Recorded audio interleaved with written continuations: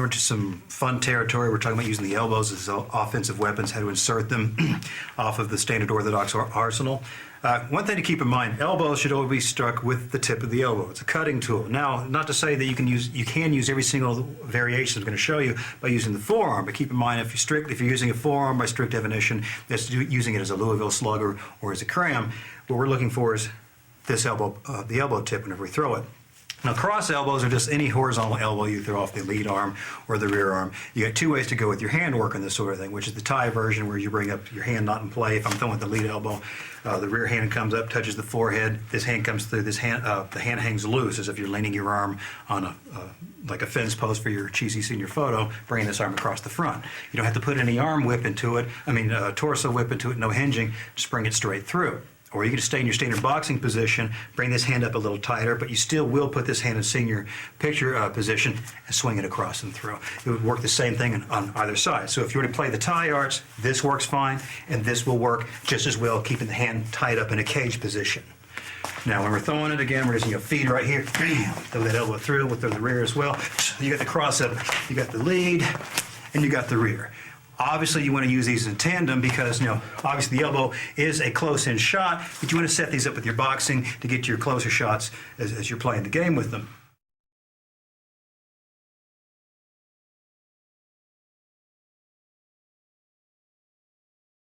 Now, with the cross elbows, which were horizontal, you've got your up elbows. Pretty much just thinking about brushing your fingers through your hair. It's an uppercut elbow. If you think about brushing straight up, not clenching your fist again. You don't have any tension in the arm, just raising straight up. So over here, raise up. And it doesn't feel like much of a jolt when you're initially hitting the pad, but if this is catching on the chin, there's a hell of a lot of jolt behind what's going on. Going to work on being able to throw these things in combination where you've got your lead, to your rear, up. You can put these combinations together any way you want, but just get used to throwing these out where you get used to the motion with it, and then you're going to come back and throw your boxing arsenal on top of it.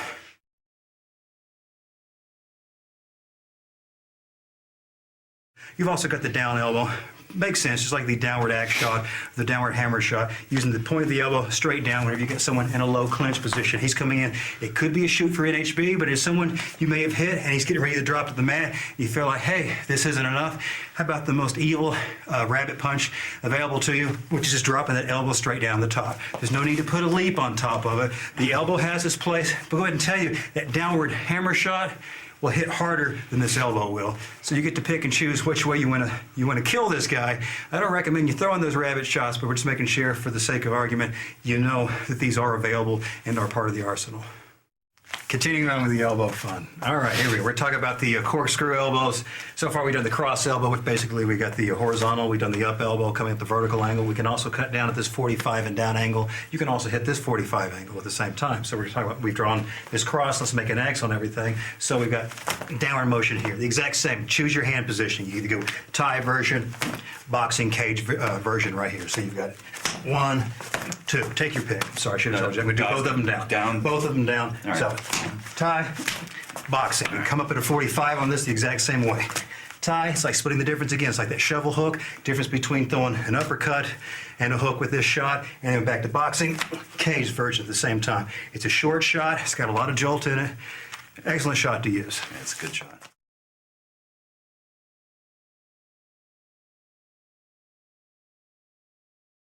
Now we got the back elbow. Again, these should be off of a missed shot because we see we're using the back of the elbow. Here's all the cutting portion. We're coming in forward facing on it. The back facing on it, there's a lot of meat on it, this tendon right here.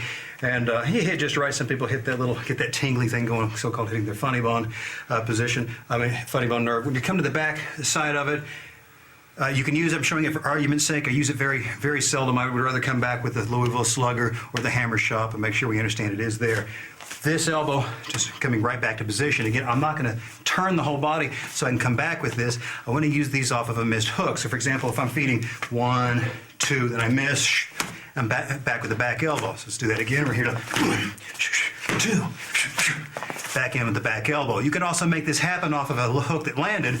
I can throw hook into the back elbow. Combine these things, orthodox arsenal to the unorthodox. So we're here again. Get the idea.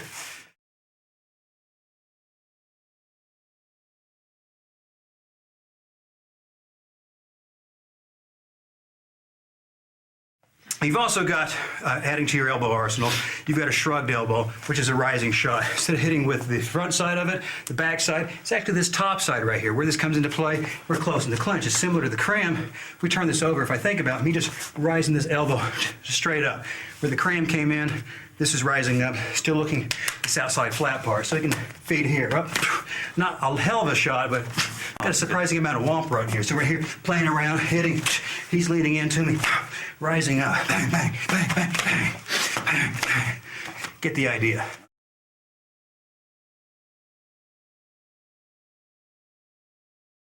Okay, in addition to the shrugged elbow, we talked about all the cross elbows and the up elbows. You got to make sure all these can be combined with missing shots. We talked about land with a hook, back with the elbow. Or we can miss with the hook, back with the elbow. We can do the same thing with the upper shots. I can do miss the uppercut and continue on through with the elbow shot. So I'll miss and rise all the way up into it, or I can combine them. So hit, make both these things to go together like a double tap. Right here, there's a shot. Now I'm leaving this exaggerated up in the air so we can see there was contact. I obviously need to come back into recovery position. So it's gonna be back into play, back into play.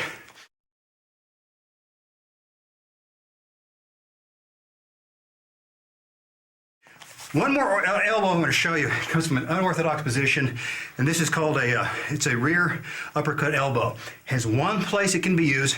It's off of a missed rear overhand shot. Now, rear overhand, we're showing in the arsenal right now as well, is throwing a big bomb. As if you're taking a softball with your rear hand, decide that you want to throw it into the planet, to the Earth's core, about 6 inches in front of your foot. So when you throw it overhand, you're throwing right here. Now, it works fine in boxing because you got a lot of glove coverage over the hand. Empty hand or light gloves, there's a tendency to hit with these front side knuckles. You can bust your hand up pretty well, so you can turn it over, hit with a huge slap or the hammer fist. But keep in mind, when you're throwing this big shot overhand, opens you up a little bit. Again, still has its place. To throw the overhand, though, if we turn this over here, I'm going to hit here. Overhand, bam, over the top. You can see it's got a big open looping look to it. Here, bam, there's the loop. Here's where an elbow can be added on top of the overhand shot. Here, back elbow up. Here. Oh, nasty. So it's down, back up over the top on your recovery. So overhand, rear uppercut. Backside, coming straight at the center. Again. Oh, that's nasty. I think you get the idea. Again, take with elbows, as formidable as they are, let your orthodox boxing arsenal be your primary arsenal and combine your legal shots, including the elbows, where they're kind of working in tandem with everything that's going on. Don't let the illegal shots be the only thing you've got. You're going to have more success getting to someone with the boxing and letting the illegal fall on top of it. Here's some illegal shots that we can work with below the waist right now. Play a little bit of footsies right here, forgive the terminology for it. First we have just called a step right up. Anytime you're throwing a jab, you step in using a falling step jab, and more on jab varieties coming up later. A falling step jab is you taking a big lunge step to the inside. If you are able to step in and land on that lead foot and land your jab at the same time, most people, one, do not like to have their foot stepped on, two, they try and evade a jab. If you've got enough weight on this front, on his toes, and he's trying to move back, there's a good chance you can, one, stick him to the mat so your jab lands with a little bit more power. At the same time, as he's trying to pull back, you might get a little bit of pull and tear on the ligaments on that front foot. And it's not like one shot that'll take it. Through the whole match, if you're thinking about every time you step in for the jab, look for the foot if you want to. Now, don't make it be the be-all, end-all where you're taking all your attention away from the jab and only looking for the foot, but it can happen. So move in, step, land with that jab. Step, land with that jab. Step right up, that's all there is to that one.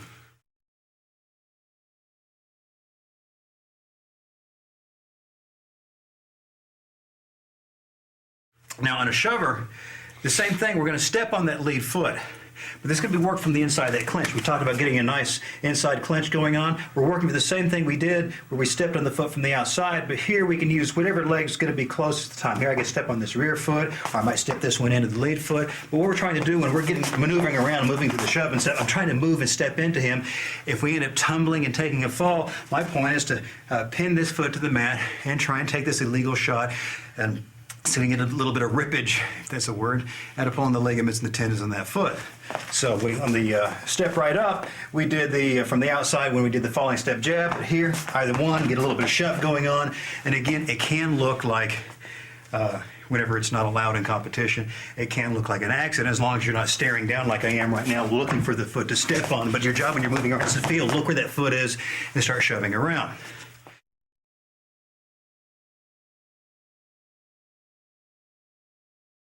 If you got a high stepper, we can also use from an inside tight clinch, where before this was kind of a loose clinch here. If we actually get a nice overhook on the guy, in the case, I'm going to have Mitch do this move to me because I don't know if you noticed there's a difference in weight class here. On the high stepper, you actually hug this guy, you stand on his foot, hug him in tight to your body, and you actually physically give him a little bit of a lift so the foot is pinned to the mat and getting a nice ligament stretch right here. So we're in tight, and he gets around my body, steps on the foot as we go up. I mean, it's not a huge thing. It's not going to be done in isolation. He may start getting a lift up and then fake a fall with me. We start getting to pile drivers, which we'll do here in a few moments. Whenever he does the fall with me, he's just looking again to pin my foot to the mat, give me some ankle damage. So when the ref breaks us or we start standing back up, I stand back up and I start noticing this tweak in my ankle. That's what all this footwork's about. Well, footsie work is about. Trying to get a little bit of tenderness in that foot, taking away their footwork, making them worry about something that usually you don't think about being a part of a problem in the boxing match. You're usually worried about damage from the waist up. And here below the belt, we're already starting to go, okay, we got some damage. It's harder to move around. Staying below the belt, we also have the purring kicks. Now, purring comes from an old Welsh game where these guys would put on these big hobnail shoes or hobnail boots. And some cases, they either roll up the pant legs. Some cases, I heard these guys would just pull the pants off and play this game. For purring, they each grasp each other's shoulders, and the key was to take turns kicking the hell out of each other's shins. The first guy to let go is the loser. All right, now, along the way, some of the old school boxers in the UK thought, hey, we can start combining that into some of the boxing game, except they're not doing this. They're actually throwing the punches at the same time, coming in and putting that little bark on the shins. But just keep in mind where this comes from is a Welsh drinking game that I can't even imagine what that was about, but I sure as hell like to see a legitimate contest of it. How you're going to deliver this kick, it's going to be with the inside of the arch, but exactly you're going to use you for base. Inside of the arch, actually moving closer towards the heel, so you're just not hitting with this soft tissue of the arch, getting back towards the inside of the heel and the back. Now, where I'm looking for this target, ultimately, as we know, there's more nerves, more screaming whenever you catch just to the inside of the shin. And the shin is a triangular piece of bone. We hit the outside, there's a little bit of meat there. You can start, frogging up that muscle a little bit. Coming straight in the shin, that's good. Inside, better. So you've got good, better, best when you're striking with this shot. And the purring kick, you can use with the lead leg. It can be done with the rear leg. Again, do not fall in love with thinking about where this comes into play. You got to figure out where you're able to match it, make it come in, work with your combination work, your orthodox arsenal to the best of your ability, and don't be trying to think about shifting your base too much for these purring kicks to come into play. So really, whenever you're using below the waist shots, make sure almost everything you do is about 99% above the belt and occasionally throw in this low stuff. So we'd be moving around looking to bark this in. Now, optimally, we'd throw on some shin pads and really knock the hell out of each other with it, but you already get the idea. I think if you stay in the Welsh drinking game, you understand what you're supposed to be doing to each other. You're throwing the jabs, getting that bark in, at the same time you're throwing back inside and outside. But you notice, if you spend too much time trying to throw these all the time, look how much base I'm compromised by throwing these. Optimally, it can be worked inside this clinch, get a nice little bark in there and going back to your hand work. So even though we're demonstrating this motion, keep in mind that it should be like towards the bottom of the ladder of your concerns where you're going to start putting the training. I'm not saying don't train it, but just keep in mind it's a small compartment of where you want to actually use this. You can also use it as a shin grater as well, where the purring kick heavily just hits and retracts. So we get a positive and negative reaction. But you can also kick, slide down as you step in. So you're getting to some degree kind of like a step right up motion at the same time. So you can combine kicking, sliding down, grating on the shin, and continue on driving through them, hopefully to pull some ligaments if you knock this guy back. Again, with the rear foot, can be done hitting, sliding down with the lead foot at the same time. And you see by leading with that inside edge of the heel bone, actually turns to, you got the purring kick, grating down on the shin, which is not pleasant at all, and then turns to a heel stomp, and then you've pinned the foot at the same time. Now, you can subdivide it all that way and think, oh, what a really interestingly unique move, which it is, but again, it should be kept in the minority usage. But again, it's got to be used in complement with whatever else you have going on at the time. And it's usually best, as you see I did there naturally, to muffle up a punch when you throw the kick. I don't want to be standing here in isolation and throw it right here. Too much base compromise, his hands are coming in. Better shot if I'm actually muffling on a hand and coming in with a shot. More muffling later, and you'll be able to start combining that with these lower body shots.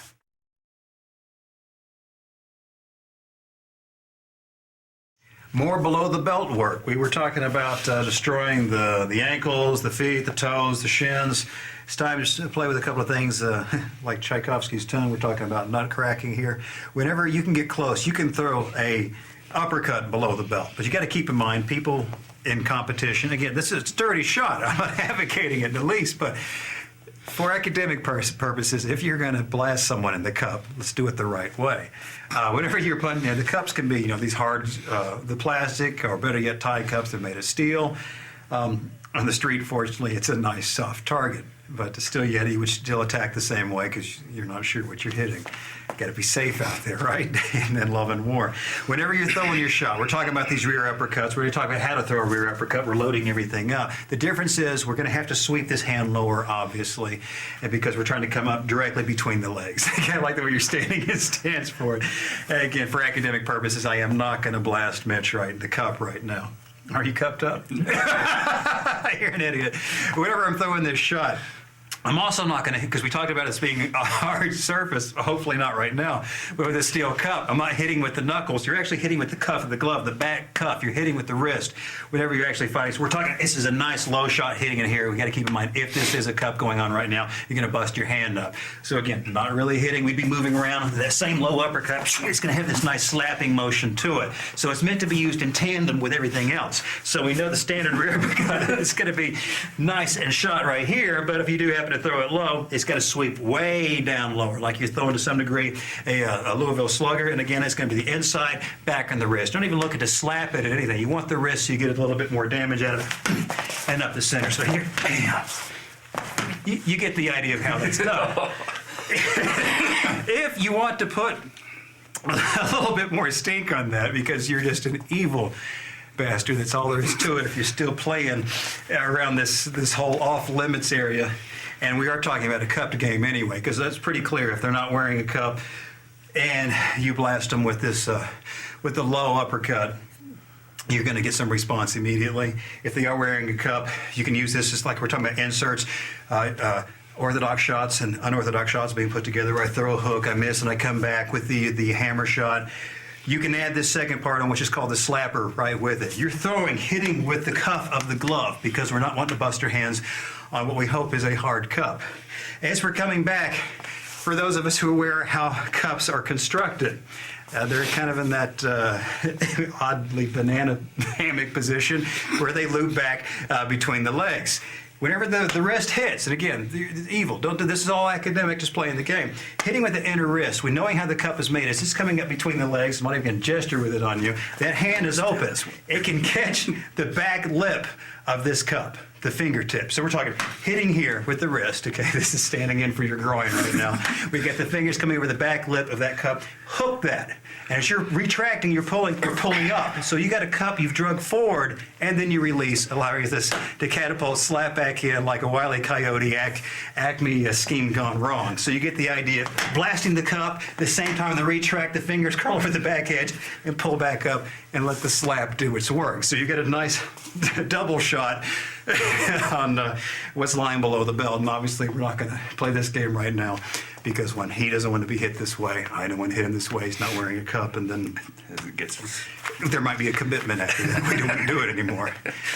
Continuing on, we're going to talk about more legal shots. Again, we're still staying in the self-defense arena. Again, that was all academic, talking about how to destroy someone's good stuff. Talk about goozle pipe work, which is obviously working against, well, hopefully, obviously, we're working against the throat. We got to destroy the throat. To some degree, we already talked about hitting it with the C hand. We're talking about using the hitchhiker, using the thumb. And keep in mind, when you're working the throat, you can use you're already hitchhiked. We're using the same thing about jabs and crosses, coming in with the hand open. We're not hitting with the tip of the thumb, where that pops back, or as Mitch was suggesting, you can feed just against the forearm. If we talk about this being the throat, I'm hitting everything, the same thing. I'm hitting with this open hand shot. This could be the throat, could be thinking about thumbing against the eyes, but in this case, we're thinking throat. The other thing you can do, just like you're boxing and punching against the head, you can punch the throat. Obviously, what we're talking about now is street work. Hopefully this is obvious. This is not competition in the least, because everything about NHB, boxing, and wrestling should be a game. Have fun, two gentlemen getting together and not slapping each other in the cup, hopefully. So again, the same thing, I can see hand that throat. We could talk about hooking the throat, throwing some nice standard punches in the throat. Just because we're used to the boxing game about head hunting and a hook, Working the body, don't ignore the fact that you've got this extra little bit of the appendage that keeps the head on. You've got to be able to blast in that neck. This can be a very devastating place to start throwing some shots. So you can punch with the closed fist. You can see hand with this shot. What you can also do where we're talking about goosel pipe work, it usually has to do with is closing up someone's breathing. You can talk if you're in close and tight with the clinch. You can also do cooking. This usually works best if you blast it against a cage wall. For example, we keep working. I got Mitch all over the rear. We're fighting back. While he's fighting against me, I would take this hand, I know these are old, nasty and smelly. I'm actually pushing across against the face. If he starts going down and wailing against the ribs with this shot, I'm still trying to come back. You're just screwing up each other's breathing. For those of you who already wrestle to some degree, you know, you can't really reach up and pinch off the nose or anything when you're on the mat, but you know how much when you're trying to get to that breath in a fight, just having someone muffle and close over you and cooking them a little bit really screws with the breathing pattern and doesn't stop the fight. It's just something else to add some annoying work in there. We're going to one more thing. We're talking about closing off and working with the throat. We're going to talk about a chancery, which is actually a wrestling move that we're hiding from the referee, or if you're playing a dirtier game, or for those of you making the transition to the street work or to the NHB. On the chancery, sometimes whenever you get a clinch, you want to always give this guy your weight. If you're playing equal clinching, we're both going to be up. But sometimes when you get a guy comes in to clinch, you're able to push this guy off a little bit as he's coming in, and you're trying to feed him his weight. And in standard boxing thing, you'll lean on this guy a little bit and push out, or you'll lean on the guy till the ref breaks it up. But what you can hide, and how this works, if the ref is the other side of the camera, I want this arm draping over past him. So this one come up underneath. I'm going to hook on this side of his tricep, or I can post on his shoulder. But this is usually best for, since we're hiding it as an illegal shot. Hook it here, hiding what this hand is doing. It comes up underneath and hooks on top of my wrist. This hand will stay in play, letting you see what's going on. Once this is here, the head is caught in the center of my chest, and I raise up, put a little squeeze on it. Now, tapping is not really what you do in boxing, and I'm not going to take it all the way out where you crank this guy's neck all the way out where he's got some serious neck problems in the match. But if you're hiding this from the referee, we're moving in here, he's wanting to clinch, I'm just going to put in enough of a crank before I push him off, where he's got exactly this sort of motion right here. He's got to shake this off before he start playing with his the trap muscles to some degree. Make just something else to worry this guy inside the clinch. So the wrestling component can jump into the pugilism, because we can't ignore the fact that old school boxing used to have the cross buttock throw, the hip throw involved, a few leg trips involved. We're not going to cover those things within the context of this material because we've done it so exhaustively elsewhere. If you're interested in combining those things, pick up the Complete Grappler or some of the other material. But keep in mind that chancery hold, you hide it. Whichever one overhooks the head, that's the side you want to the referee. Put in a little crank, not enough to really do some major damage. Or you can, if you're doing NHB, you can pull the tap on it, but it is enough to hide it. Again, how that works is come underneath. He's not underneath my armpit. Take a look at that. He's not here. My chest is on top of it. Come across, going to hook here. What's going to finish is this gooseneck with the wrist, pulling in tight, like this. So I'm not trying to crank him out right now. Just get a little bit of an annoyance on his head, and then shove him out, come back in, hit him again. So we can attack the throat with punching it, see hand, screw with the breathing by cooking on him, or put a little bit of a chancery in there just to play with the neck. It doesn't necessarily stop his breathing, but it still plays hell with that neck through the whole game.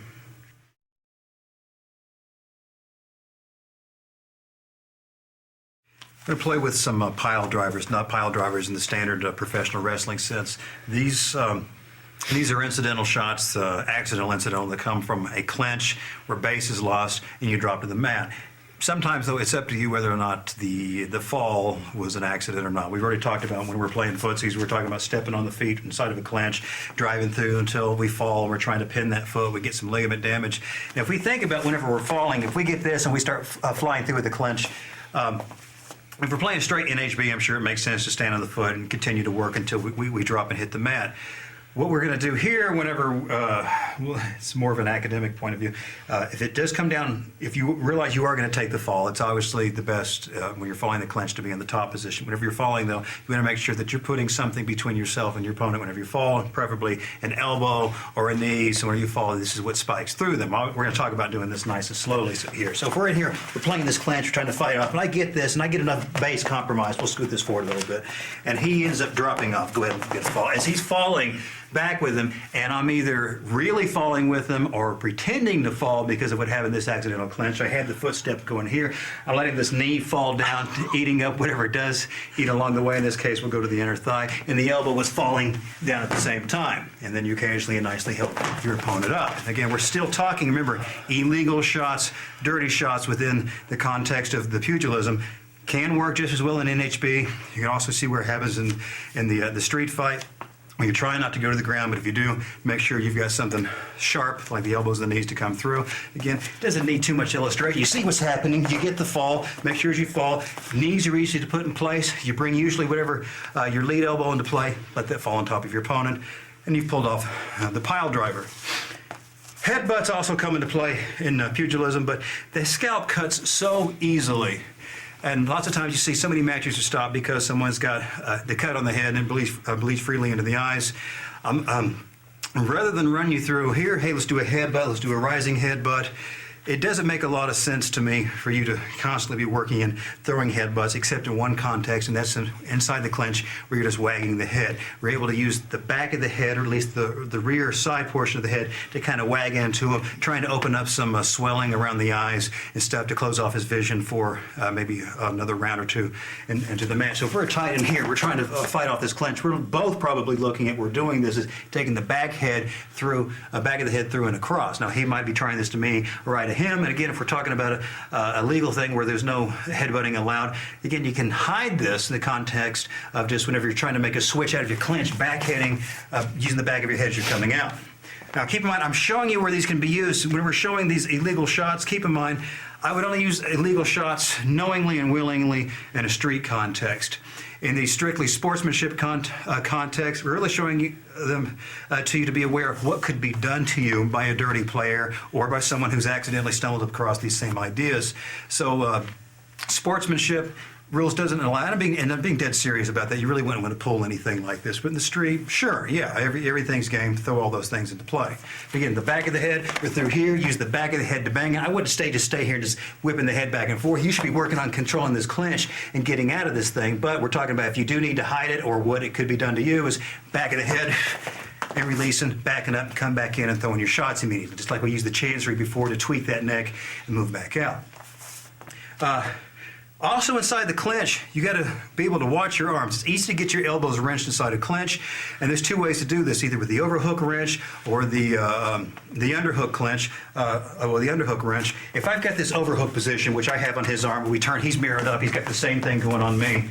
If I want to try and attempt to wrench this elbow for a dirty fight or to be where it could be done to you, I'm gonna throw a punch. Well, it looks like it's gonna be a punch that I would throw a hook directly between our bodies. Whenever I'm doing this, I'm trying to turn with the entire body to throw this through and get to some degree a little bit of hyperextension out of his elbow. And if his elbow goes flat against me, good. Or if it's just against this the side of it, still good. It wrenches on the elbow. So we're looking at this kind of thing. Throw the punch directly in between. Now I'm exaggerating. I'm pulling this out so we can see how we're coming in through here. But it can be nice and tight. Throwing in here, making these wrenches happen. At the same time you're doing the wrench, if you turn your whole body with it, you get a better shot at catching that elbow.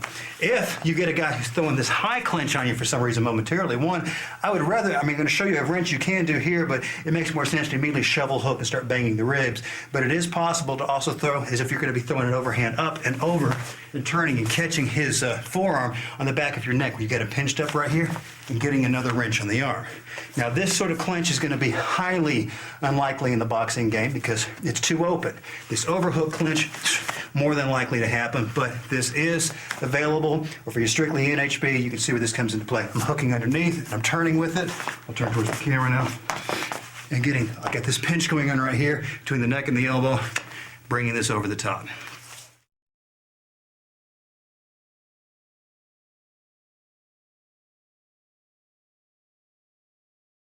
Okay, one more thing in your arsenal. Notice we've closed it. We went from orthodox to unorthodox.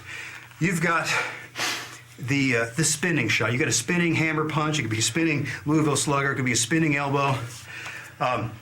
In extreme boxing, I call these pivots, which the source I used on that is good, but there's more sources that I think they can create a consensus that the pivot shot is the forearm shot, but is coming off of a spin. This formerly was legal in the game, then it was dropped out because people were getting caught with too many accidental elbows. I'm showing this punch to you last because I really hate the idea of you giving your back to anyone. But again, we're just being complete, making sure we understand the arsenal. On this true pivot, it's exactly what it sounds like from traditional martial arts, but it was originally in boxing. This lead foot, if I'm facing into the camera, does take a slight off this toe-heel line, steps into a toe-toe line. So we see we're here, toe-heel line. We step this up and there's a toe-toe line going on. So it's a slight step to the inside, then a turn, and then you're going to swing. It could either be, we said, the hammer fist, it could be the forearm, or it could be the elbow. It's not necessarily choosy, but I'll tell you, this thing is risky as hell to throw. For your opponent, only slightly. If he's in a nice cage position, it's going to be really hard to hit him. But here's where it come into play. Instead of you setting it up, fight, toe-toe line, get the turn in on it, I would suggest if you are going to use this true pivot, your fight, someone's juked you out of your footwork. If I'm facing here, then Mitch takes a side step off to my outside here. I can either disengage and come back in to face him, or if I want to go, oh, what the hell, I've already got this spin in, apply this. So I'm talking about you use this when you got faked out of position. I would definitely not tell you to go, hey, look, I'm in a great position, and now I'm going to sacrifice it on a Hail Mary play. Now, let this be. He's got the better of you. If you don't think you can get away immediately, throw that in there as a last-ditch effort. So I hope you understand I'm showing that at the very end because that's the kind of esteem I hold. It's at the very bottom of the list.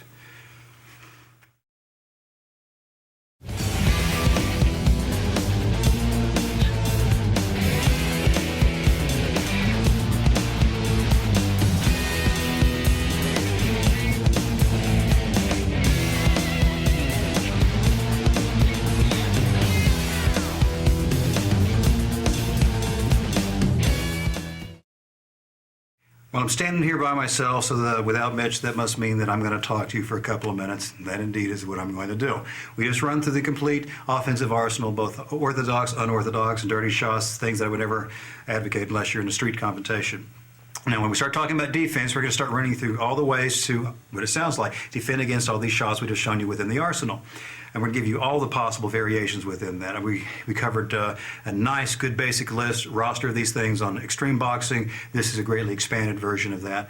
But some concepts to keep in mind. I'm going to give you a couple of quotes from some great fighters. I'm going to give you a Rocky Marciano quote, which is the best fighters hit the most and get hit the least. And then we're going to go with the Sugar Ray Leonard quote, which is fighters get hit, good fighters don't get hit as much. We got to remember, in the boxing game, it's fun to throw punches all day long. That's what we all want to see. We watch two fighters fight. We want to see them knock each other out and just throw the entire time. When you get a heavy bag, it's more fun to throw against the bag. It's more fun to hit a speed bag. It's more fun to hit a double end bag. It's more fun to throw punches at a focus pad. But boxing is a 50-50 art. 50% of this art/science is going to be about your offense, as your arsenal is throwing things, and the other 50% is your defense. You cannot ignore it. There's a lot of people out there playing 80-20 along these lines. They want to be 80% offense, only 20% defense. Now, you've got to be a technician on the defense. You got to keep in mind what those two quotes were embodying. They're saying you're going to fighters get hit, but not as much, and you take care of that with overwhelming offense, but a defense that can match that in equal portions. Now, with that in mind, some things to keep in mind. One, your chin will always be down, which it will ever be the case in any of these demonstrations because I will be talking the entire time. And here's the second rule. Your mouth is always closed. Again, that's never going to happen with me in the context of everything we do within this course because I will not shut my face. I'm talking to you the entire time. But optimally, chin down, closed. Whether we're talking about the long-range stance or the cage stance, we're talking about with the close-range stance. If you got a mouthpiece, you're going to bite down on that thing the entire time. We're talking street. The mouth has to be closed the entire time. You're going to be breathing through your nose, not through your mouth. You open that up, the jaw gets slack. It's easy to break your jaw at that point. Keep the mouth closed. Whenever you're playing defense, we already talked about the long rhythm and the short rhythm. That's a lot of your defense right there. Be a hard target, meaning in the sense that you can go, I know all these different ways to use and defend and everything like that. But if you keep in mind, if you're just using rhythm the entire time, that's one of the biggest portions of your defense. Using your footwork and your long and short rhythm combined to make sure that people have a hard time finding you. It's hard to hit a target that's not there. It's hard to hit a target that is always in motion. Again, I want to use the analogy of the double end bag. Anyone who's spent any time hitting a double end bag, basically it's predictable. It's It's in one plane of motion, moving around within maybe only 12 inches. But if you're trying to stay with it, hit that thing as much as you can, you realize it's hard to find. A human being is more mobile than a double end bag, and you should be that. You shouldn't be the guy who stands straight still and thinks that his cuffs and his parrying and his jab catches will do all the work. It's more than blocking. It's keeping everything in motion at all times. Again, with that said, though, while we're demonstrating some of these defenses, I'm going to be staying relatively static and not using a lot of footwork, and to make sure that I'm staying in front of the camera so you can see what's going on and looking at the particular hand or the arm motion that I want you to emphasize at the time. But the footwork and the rhythms would be in play at the entire time. The other thing we need to keep in mind in your defense, you got to always keep your eyes on your opponent. That should make some obvious sense, but you see a lot of people who have this look off at the side style thing. They're only going to use the peripheral vision to pick things up. No, you got to look at the weapon. You got to fixate on what's going on. If this guy has a knife on you, you got to face that knife the entire time. The guy's got his fist. You got to face what's going to hit you. You got to have all your attention on what's going on there, and also be advised they can be trying to trick you with throwing some feints and faking you out. But it's hard to be feinted out whenever you're paying attention to the weapons that are coming into you. I've also to keep in mind, whenever you're playing defense, whenever you're throwing your offense, you got to be thinking about your defense the entire time. That's why we talked about your negative motion on the punch is just as important as your offense. I mean, your positive motion. I throw it out there. I want to hit a guy with all my heart. But at the same time, I don't want to be hit. So that's pull this thing back in. I throw it at 100% speed. I pull it back 100% speed. So whenever you're throwing your punches, you should also think don't lunge your punches, because at the same time, because people realize you're going to miss more than you ever hit. You have to have good recovery. So you're going, why am I talking about offense while we're talking about defense? When you're throwing your offense, you always have to keep in mind you're playing the percentages. We just said you're going to miss more than you hit, so always throw with the intention of hurting someone, but keep in mind chances are you're going to miss on each individual shot. You got to throw in combination, because only a few of those punches are going to get through. You got to take that buzzsaw, the machine gun analogy, throw as much as you can at the target at a time. After every action, you must recover. So we know we got a positive motion, we got a negative motion, we got to come right back into play. One big key on defense is you do not lean back to avoid punches. It's very common, because most people realize the punches in boxing, pugilism and stuff are coming above the waist. So from a profile, we see a lot of this when people doing defense. They're back here, they're loaded up on this rear leg, and the lead leg is light. If it's NHB or shooting's involved, you're going to get shot in on this leg. If they're punching, you can't punch while we're back here. We realize all the speed, all the snap, all the whip with the waist twist comes from the fact that you can get over this lead leg and be able to pivot on the inside ball of the foot. There's not a punch really worth a damn that comes back from back here. It's going to be all arm punching. So when you're defending, you need to keep your weight at a 50-50 distribution, and I'll give you a couple of defenses that will violate this rule momentarily, allow us to go with a lean back. For the most part, though, we got to have our defense where we stay here and use rhythm and what we're going to do with the upper body and the hands to take care of what's going on. Also for defense, you got to keep in mind, give as much as you take. Since boxing is a 50-50 art, you do not want to be someone who's just known as a power puncher, and that's it. You want to have nice defense. You also want to be not known as just a defensive fighter. There's some people out there who've got a great career built up in the fact that they can pick off a lot of what's coming in, and they steadily rack up points by throwing a few punches. But if you're talking street or pugilism or straight NHB, or really a fun boxing match, you got someone who will be throwing just as much as they're defending the entire time at least. You eventually want to get that to where you're throwing more than you're defending, but the key is you can't just let someone throw and trust your defensive capabilities only. You got to keep throwing back, because sometimes a really aggressive offense can be your best defense. You got to keep this guy pressed and keep him off balance.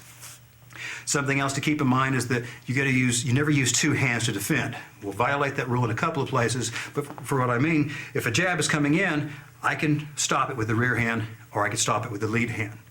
If I stop with the rear hand, the lead hand can come into play for counters. If I stop with the lead hand, the rear play can come in for counters. If I stop it with both hands, there is no immediate counter that comes after this. So one hand is better than two. There'll be some areas, some defenses will show you that will involve two, but one is best. Also keep in mind when you're blocking, block as close as you can to the target that the opponent is seeking. So for example, if he's throwing at my face, the jab is coming straight down the line, and on the way the jab is coming in, I know it's coming to me. If he's stopping his jab right here, there was no point in blocking it. But if I'm reaching all the way out to stop the punch, I've opened this up. He could have been feinting and then coming around the side, taking another angle with a hook or an uppercut. I'm going to come out maybe 8-9 inches maximum whenever I'm doing a catch. Same thing here. I'm already positioned, maybe a slight cuff right in here. I don't want to be reaching for anything. I'm exaggerating right now, but to some degree actually defend with these wide motions. Keep these things close to your body. Back again, we're talking about the 80-20 rule in boxing. We're talking about there's 50-50. You got 50% offense, 50% defense. Here's the other ratio, 80-20. 80% of your offense is going to be off this lead hand. It's the thing closest to your opponent. If I'm standing facing him in this direction, and then you're talking about 80% of your defense is going to be this rear hand. So 80 in the offense, 80 in the defense. Now, where's the 20 go when we back these things up? So we got 80% defense right here. We got 80% offense right here. So we got 20% defense, then over here we only got 20% on our offense. Okay, now I threw a lot of numbers at you. That's going to make sense here in a few moments. It's going to run all the way through this the defensive arsenal. Once we start dovetailing this over into the next section, which I'm excited about, I've been wanting to show this material for some time, which is the trigger boxing, then all that 80-20 rule, the way we flop that thing back and forth, that's really going to help take your game to the next level. So stop talking. Here in a moment, we'll get Mitch in here and start defending.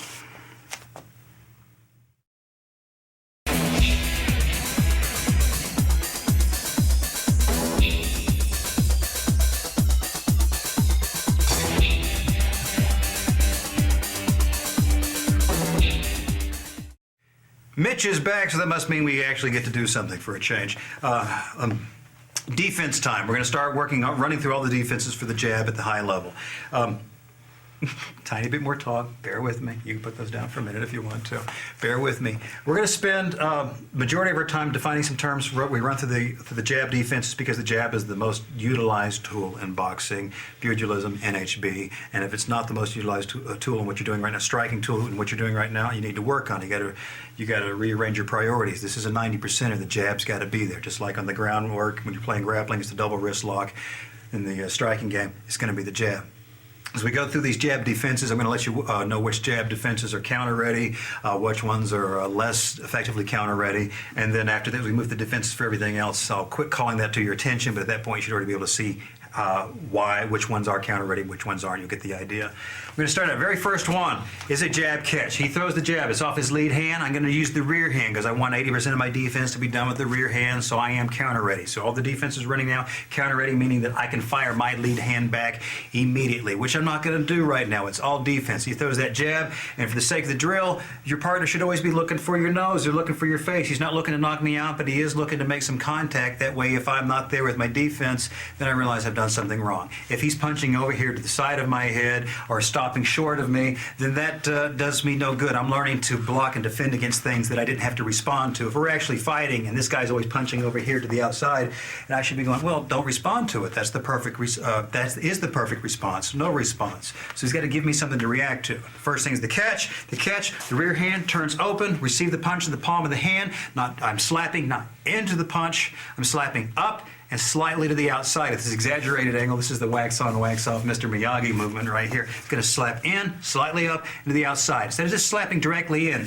when he's throwing the punch, I'm slapping directly into it. I'm actually assisting his negative reaction on this, allowing him to fire back with a double jab or his next shot. What we're looking to do, if you can imagine, is slightly up. This takes him off angle a little bit and slightly to the outside, which opens up this side of the head, and also it makes his retraction awkward. Now, we exaggerated this to some degree, so whenever it comes in, you can see this little waxing off motion. It's not going to be that at all. He throws, it's a slight motion, into it, slightly up, slightly to the outside. And probably when we're doing this nice and subtle, it's hard to even read that this slight up and the outside motion is going on. Trust me, and indeed is. You can feel it. And it's going to make, at the end, it opens up this line, makes it easier for me to find my return jab. If I'm just slapping directly back, he's still got a covered line the entire way. I've got to open this up. They can punch outside of that pipe we were talking about earlier.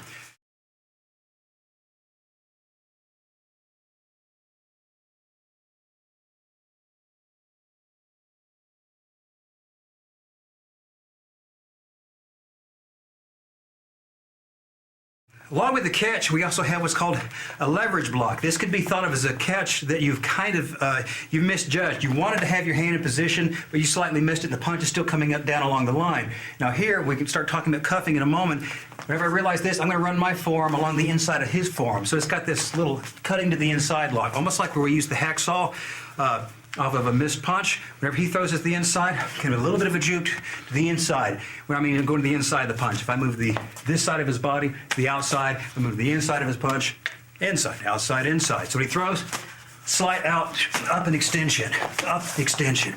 extension. Notice I'm moving the body with it a little bit. I'm not letting my arm do all the work. I'm letting my entire body find where I can leverage this thing out. So it's going to be this little sliding motion along the way.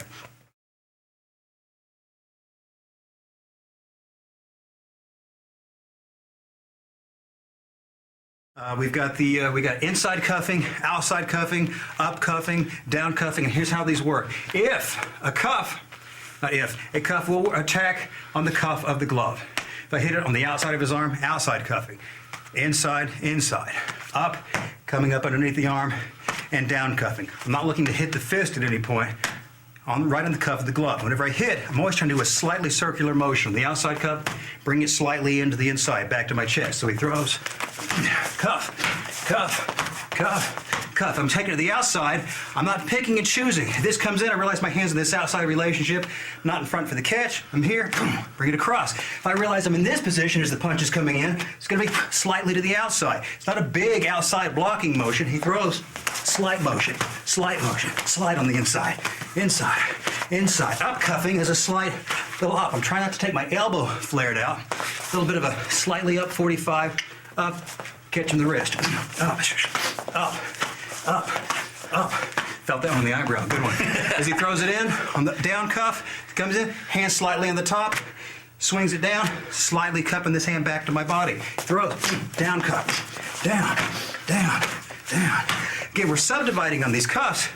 Cuffs are going to pop up all over the place. Outside of the arm, inside, the outside cuff. Inside cuff, down cuff, up cuff. Going to show up all over the place. Make sure you understand which way I mean on this terminology.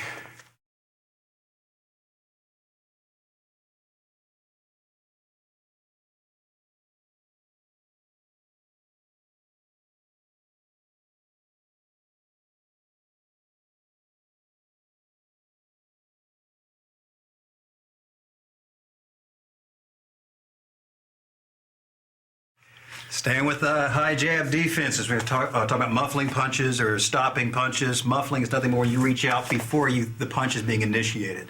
Now, this can be used whenever you're muffling to come to the inside, or you start reading a slight tell from this guy. Just like in Texas Hold'em, some people start getting away where they start telling you, oh, he's going to telegraph this punch. He's got to. You actually put the hand on it, stop it out, or you move yourself out of line, or put your hand on it, stop it out, where you come in with your counter shot. Now, Mitch is pretty good, doesn't have a lot of tells. You might exaggerate it for me. Right now we're moving around while I'm talking. He's throwing some jabs. I don't be using any of my cuffs right now. My job sometimes is just to come that lead hand and stop it up. Or we also have the rear hand muffle. Those go right together. So you get your lead hand on it, he's throwing. If I can't get on top of it, you got your cuffing, your patting, muffling with the lead or rear hand. Trying to keep this a bit more dynamic for you. You see where these come into play. Okay, so he's throwing out, catch. There's a stop. There's another muffle, one right after the other.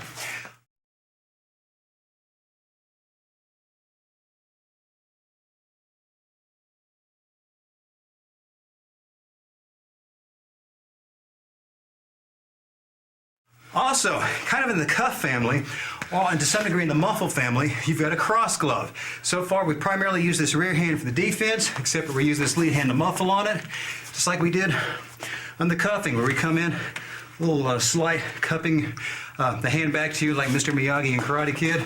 This comes out, catch the inside, kind of slap this hand back to yourself. So as it's coming in, there's the lead, cross glove. That means we can still throw that rear hand over the shot, over the top with it, but cross glove, here, boom, boom. I might muffle on it just for fun. There's bam, here, cuff. You get the idea.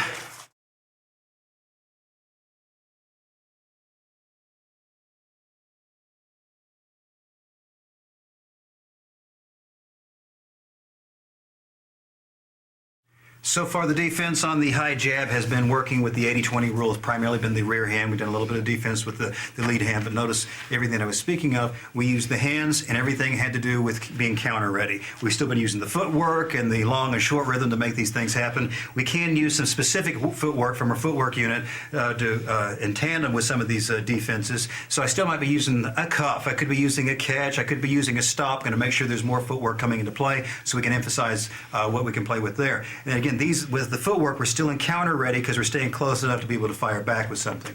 So when he's throwing the jab, I can work a pivot.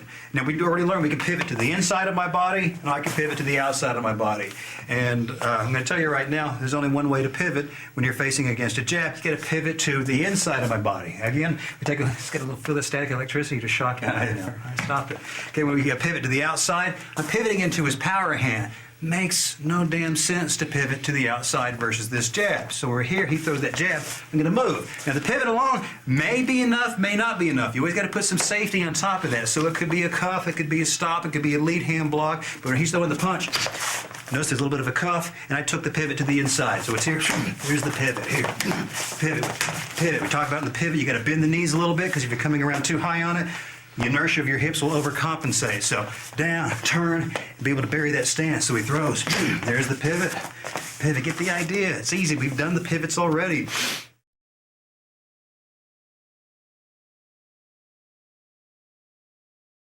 You can also work with the quick shift, which takes off at that lateral angle as well. Remember, it's going to toe back and this step to the outside.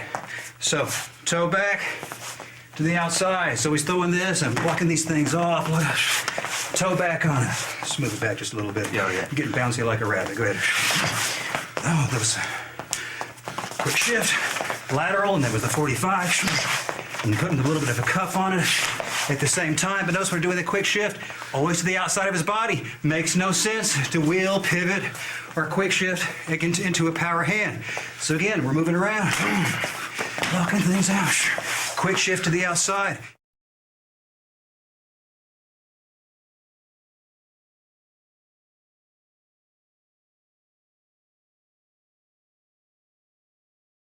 Could have been a pivot, could be the quick shift. Remember the drop shift we talked about? We're about 3 inches in, turn the knees, bend, and step forward for the inside of the body. It's a little trickier. I won't pull it off every single time, but we're going to make that drop shift happen. In, turn, boom, come to the body. So he's throwing, got this, yeah, to the inside of the body. Turn that, almost immediately to the inside, throw, gosh, to the inside. Drag it back so this is loaded up underneath me. Makes the step easier. If I stay here and just step in, it's too slow. He drops that hammer on top of my head. He drops it overhand, so he throws. Slight concession to the fact that a punch is coming to me. Change angles while I'm dropping back.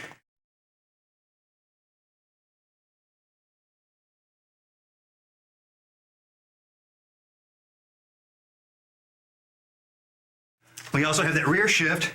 His punch is coming in a little bit deeper. Move to that roll position. Toe back, drive back, come to the roll position. This hand goes over the liver. So here he's throwing, bam, bam, back, so bam, here, back. I'm trying to keep on. No, you're perfect. This is fun. I'm having a blast. We're throwing, bam, throw, back to this roll position. And again, we need to think about the proper technique on these. If any of these seem like they're blowing by too quickly for you, it means you didn't pay enough attention to the footwork section like I told you to. If it's going at the right speed for you, then you did, and good for you. Now also in addition to the shifting, we did the quick shift, the drop shift, and the rear shift. We just do a standard step back, which is driving off the lead inside ball of the foot and taking a big step and drag. So we're up front, I could be stopping, cuffing, up cuffing the lead hand, cross gloving, and just stepping straight back. Remember, there's a difference. I'm not doing a rear shift where the lead foot moves first. I'm doing rear foot moves first. So again, he throws, stepping back, come back into play. Now this is artificial, me keep coming back into a linear fashion with my fighter. We talked about controlling the center.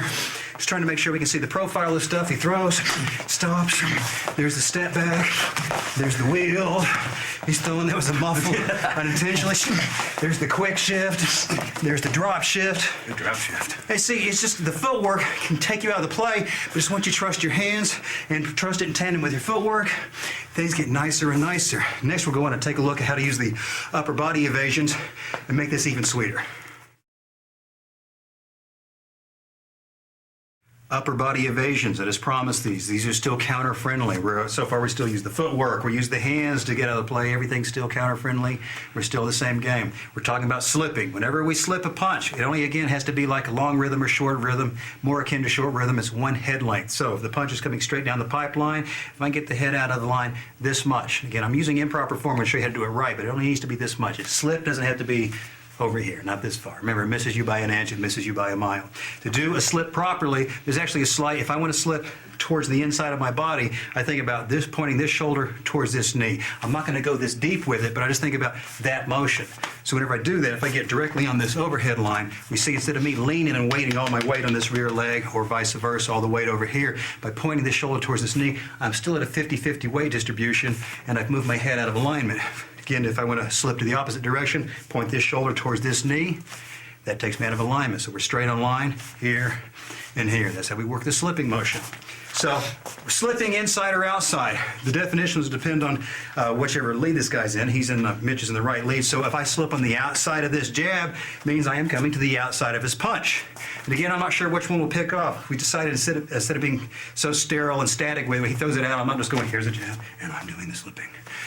We're going to make sure we're mixing up. Some of these I might need to cuff, catch. And some of these I can put the slip in on top of. I better get closer to that. Get you on that. Right here he throws. Slip right there on top. He's looking for the nose each time. Trust me, it doesn't need to be hit any more than it does, but it might happen before the day's done. Well done. Now, if I was slipping to the outside, I showed it first before slipping to the inside. I think you probably already know why, but take a look at this. If I slip to the inside, again, I'm pointing shoulder to the knee. So again, he's throwing. There's my slip. There's a catch. Slip inside, outside, slip. The problem with slipping inside should already make sense. Overhand already told the tail, but here from the reverse, this, bad shot. If I'm slipping to the inside, I got to have a nice deep cover, a good strong folding block to prevent anything from hurting me right here. So outside slipping superior than leaning yourself directly into a power punch. So he throws from outside, inside. Can be done.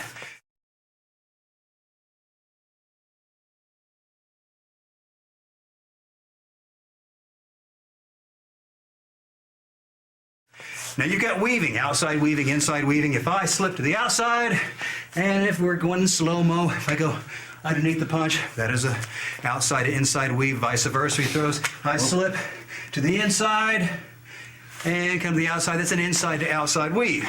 Now if we think about how we just did the slipping, we thought about going shoulder to knee. If I think about staying low and reversing that relationship, now this shoulder goes to this knee, then I come back up. I want to go opposite direction, shoulder towards this knee, slight change in height, shoulder to the knee. I mean, this is really subdividing it. It's not this big of a motion. It's not that complex, but we're trying to make sure it's all about the details. See that motion right there? It's very, very small. Little drill you can do with it. Get directly under this. You can open up his hand, lay it on my shoulder. Look at this. I'm going to point, shoulder, and he's going to give me constant downward pressure. Here, and make sure, here's where it's done wrong. Watch my head. If I'm doing this with my head, a lot of people think, look, I'm bobbing and I'm weaving. I don't know why I'm talking like Brian Regan. Bobbing and I'm weaving, but this is wrong. It's all the way here, the top of you, the crown of your head is the only thing that's going to be felt. I mean, the only thing you're going to feel is form on. If you're doing it this way, this is not right. So again, spend three-minute rounds working that, making sure you're finding the motion. In a weave, slip is far more important than a weave, but it has its place. It's not that you're really going to have the speed of him throwing a punch and me going in matrix motion of up to the side. Doesn't happen. What I'm looking to do, by the time I've done the slip and I start the weave, he's already started retraction, but he might be throwing this punch. I'm trying to make sure my head is still a hard target to find.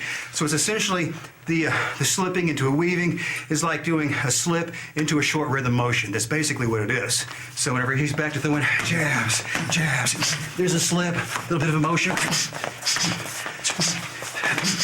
Get the idea, just moving around, back and forth. Nice shot on the ear. Yeah, punch right Nice shot in on the the ear. ear.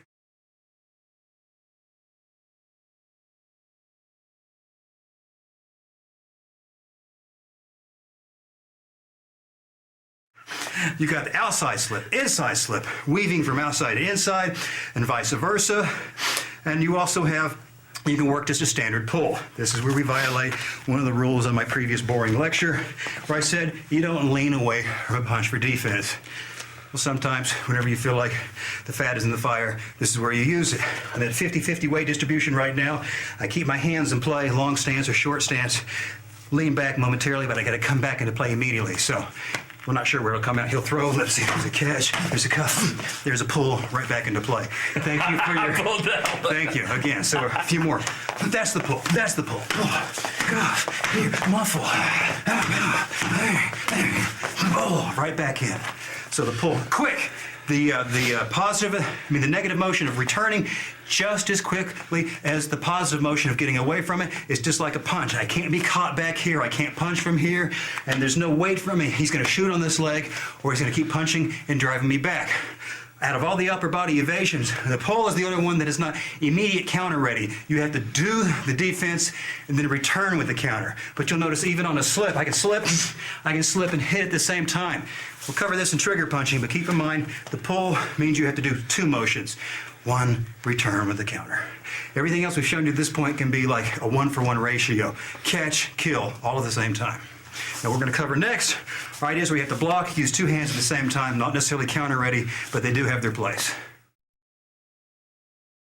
Let's finish up these high jab defenses with blocking defenses. These are not counter ready. Now, if you got some speed, you can come directly out. You can do a 1-2 to get back to it, but there's not an immediately 1-to-1 shot you can play with.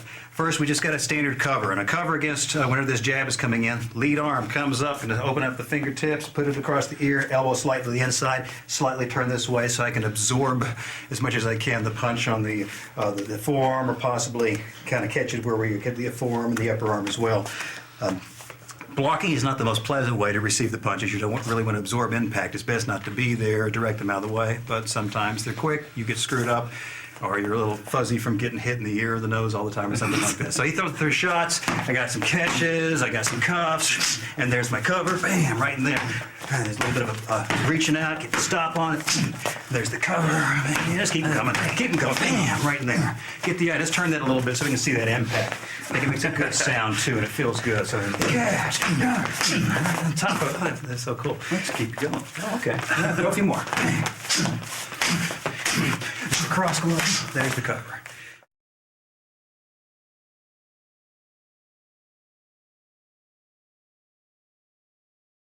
You got the standard cover, which I prefer to the next one I'm going to show you, but it does have its place. It's called a deep cover.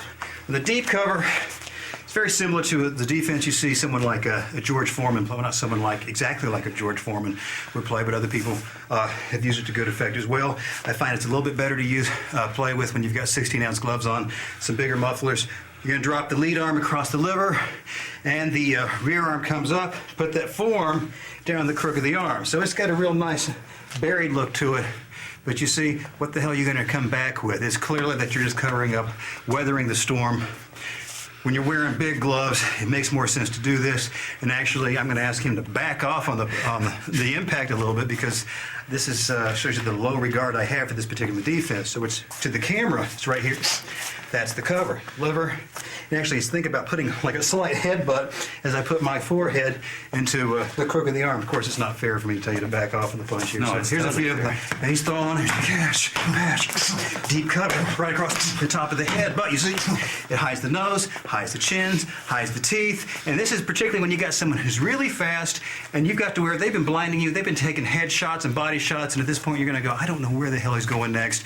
So we're trying to cover up the head and the body at the same time. We're trying to gather your wits about you. But surely you can see where dropping all the way in this position is not counter-friendly, not intuitively showing that you're an offensive fighter, and it's supposed to be 50% offense, 50% defense. This is clearly dropping into the 100% defense ratio.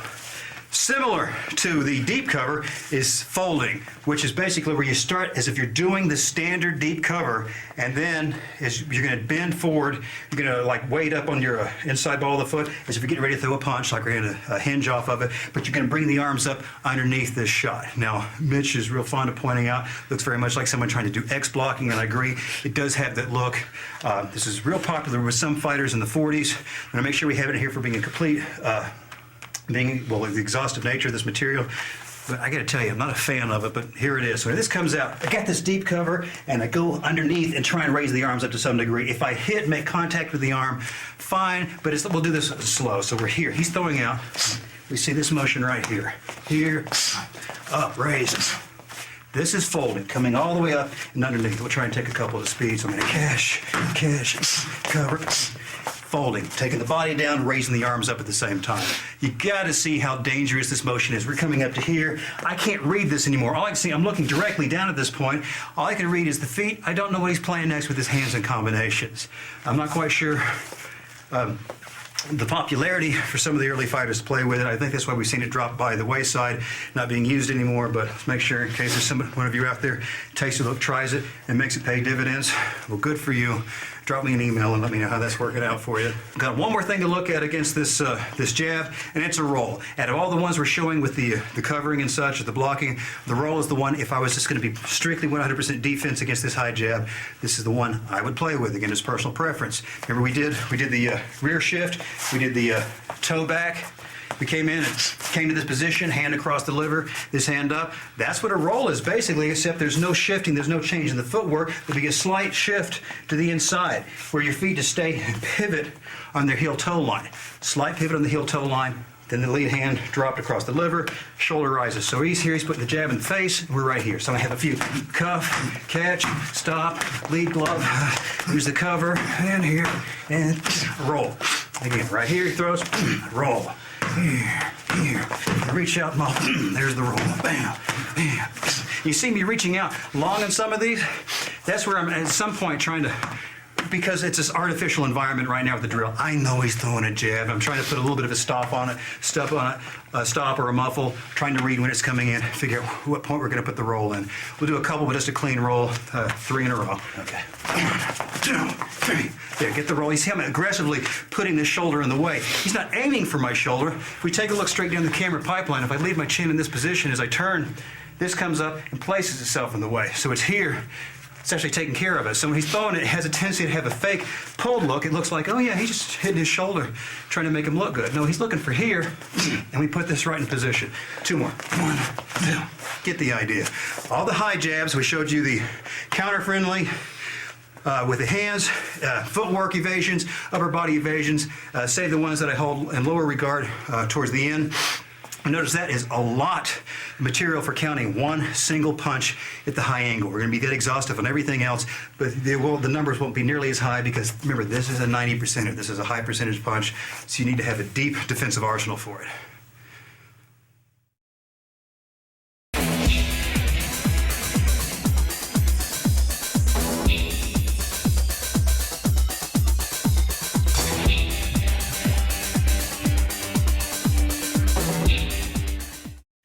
Look at some defenses for the rear straight shot or the high cross.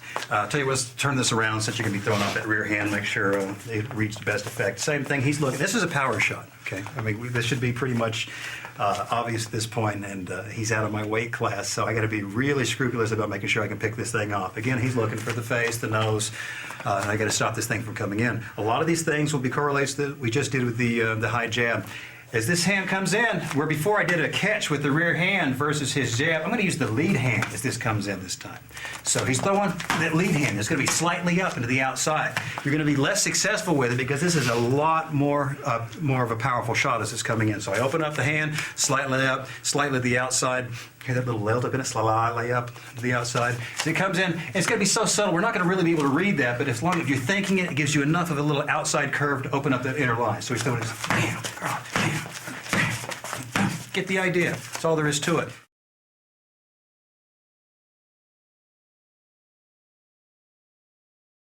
What we can also do when this shot is coming in, where before on the high jabs defense, I subdivided everything. I said, hey, here's the hands, here's the footwork, here's the counter-friendly, the non-counter-friendly.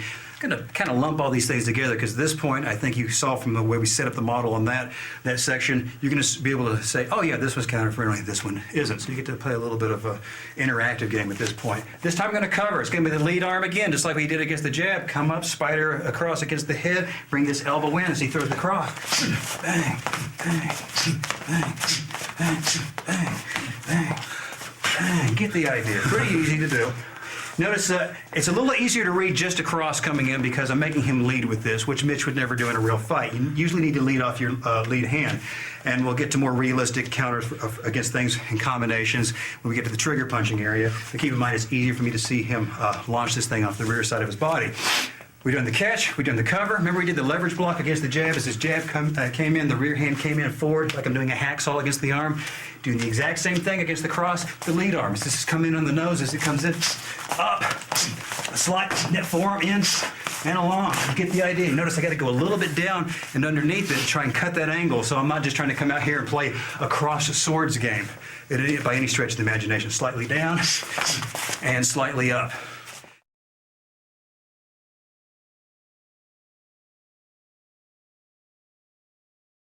Now we played cuffs with the, we're going against the jab. We're going to cuff against the cross as it comes in. The difference is, against the jab, you notice vast majority of the cuff, matter of fact, every single cuff except the cross glove was done with the rear hand. This time the cuffing is going to be done with the lead hand. So the outside cuff is I'm patting in the outside of his punch. Here he goes. The lead hand does it. He throws the cross. There's the cuff. Cuff. Again, I'm looking at doing that little circling motion. Cuff, cuff, cover, cuff, cuff. That's from the outside. Inside cuff, slightly. And again, I don't pick and choose. As he's standing back there getting ready to throw a punch, I don't go, which defense is the coolest? Not going to happen. Got to find out. It's always about where the bodies are. It's about position, where your position is. Hopefully, you're always placing yourself in optimum position. But let's say I've just thrown a low jab, or the squatting jab, or the folding jab is slightly on the inside here, and I'm returning to position. Now I don't have time to cover. I could possibly start a leverage block up. Definitely don't have time if this thing's extended to bring this to the outside for an outside cuff, but I do have time for an inside cuff. So keep in mind, when you're drilling these, put your body slightly in the position to feed for the defense you want. Don't try and work around an obstacle. Don't have him throw and then go, whoop, loop, and bring it around. Totally exaggerated it, but make sure you're not having to do any kind of little Cirque du Soleil thing to get yourself into position. So I'm going to slightly juke this hand to the inside so I can get a little bit of a cuffing motion with the lead hand. So we're doing pretty much all the correlates from the high jab, but so far we switched most of the work off from rear hand up to the lead hand because we're trying to make sure we're taking care of the same side of the body so we don't get any real cross-up going on right now. Even though he's working with a rear straight shot, what we call a cross, we're letting the lead hand do a lot of the work so we can't move it out of the way to open up some of these lines for the trigger punching. Trust me, when we get to trigger punching, that'll all come together and make sense. Continuing on with the high cross defense, we've got a cross glove. And if you recall, when we threw the jab, I was letting the rear hand do all the defense work. When I cross glove, the lead hand was the cross glove. In this particular instance on the cross, the lead hand's been doing the primary amount of the defensive work. So now the rear hand will be executing the cross glove. Remember, cross glove is just doing an inside cuff, inside parry. Remember, go in and scoop back to my chest. So when he throws that cross, bam, a little bit of cuff. See him muffling and stopping to make sure I'm staying where I need to be. Drop, cuff, cross glove. Yeah, I felt good.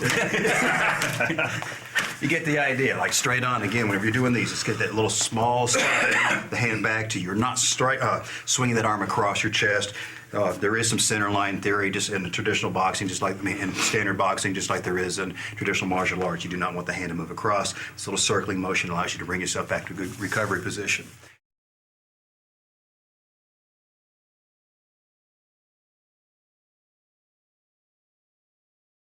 In addition to the cross gloving, just like we did in the high jab, we did slipping. We did the slip to the inside and to the outside. We're going to do both of those here. Now keep in mind, anytime we slip to the inside of any punch, like we mentioned before, if you slip to the inside of a punch, you're setting yourself up to be banged by the other punch. It doesn't mean inside slips are off limits. It just means you've got to be totally aware of you're going into a potential danger zone. So when he sticks that cross out, remember, this is going to be the inside. Slips can be that small head motion here, the shoulder pointing towards the knee. So he sticks it out there, bang. So outside slip to right here. So slip, slip, slip, slip. Okay, a couple in real time. We'll find some of these will be inside, some will be outside, and I got to kind of choose time off whatever he throws. So some of these times as catch can, I can't make these things too artificial for you. So he throws, so you catch it, slip, slip.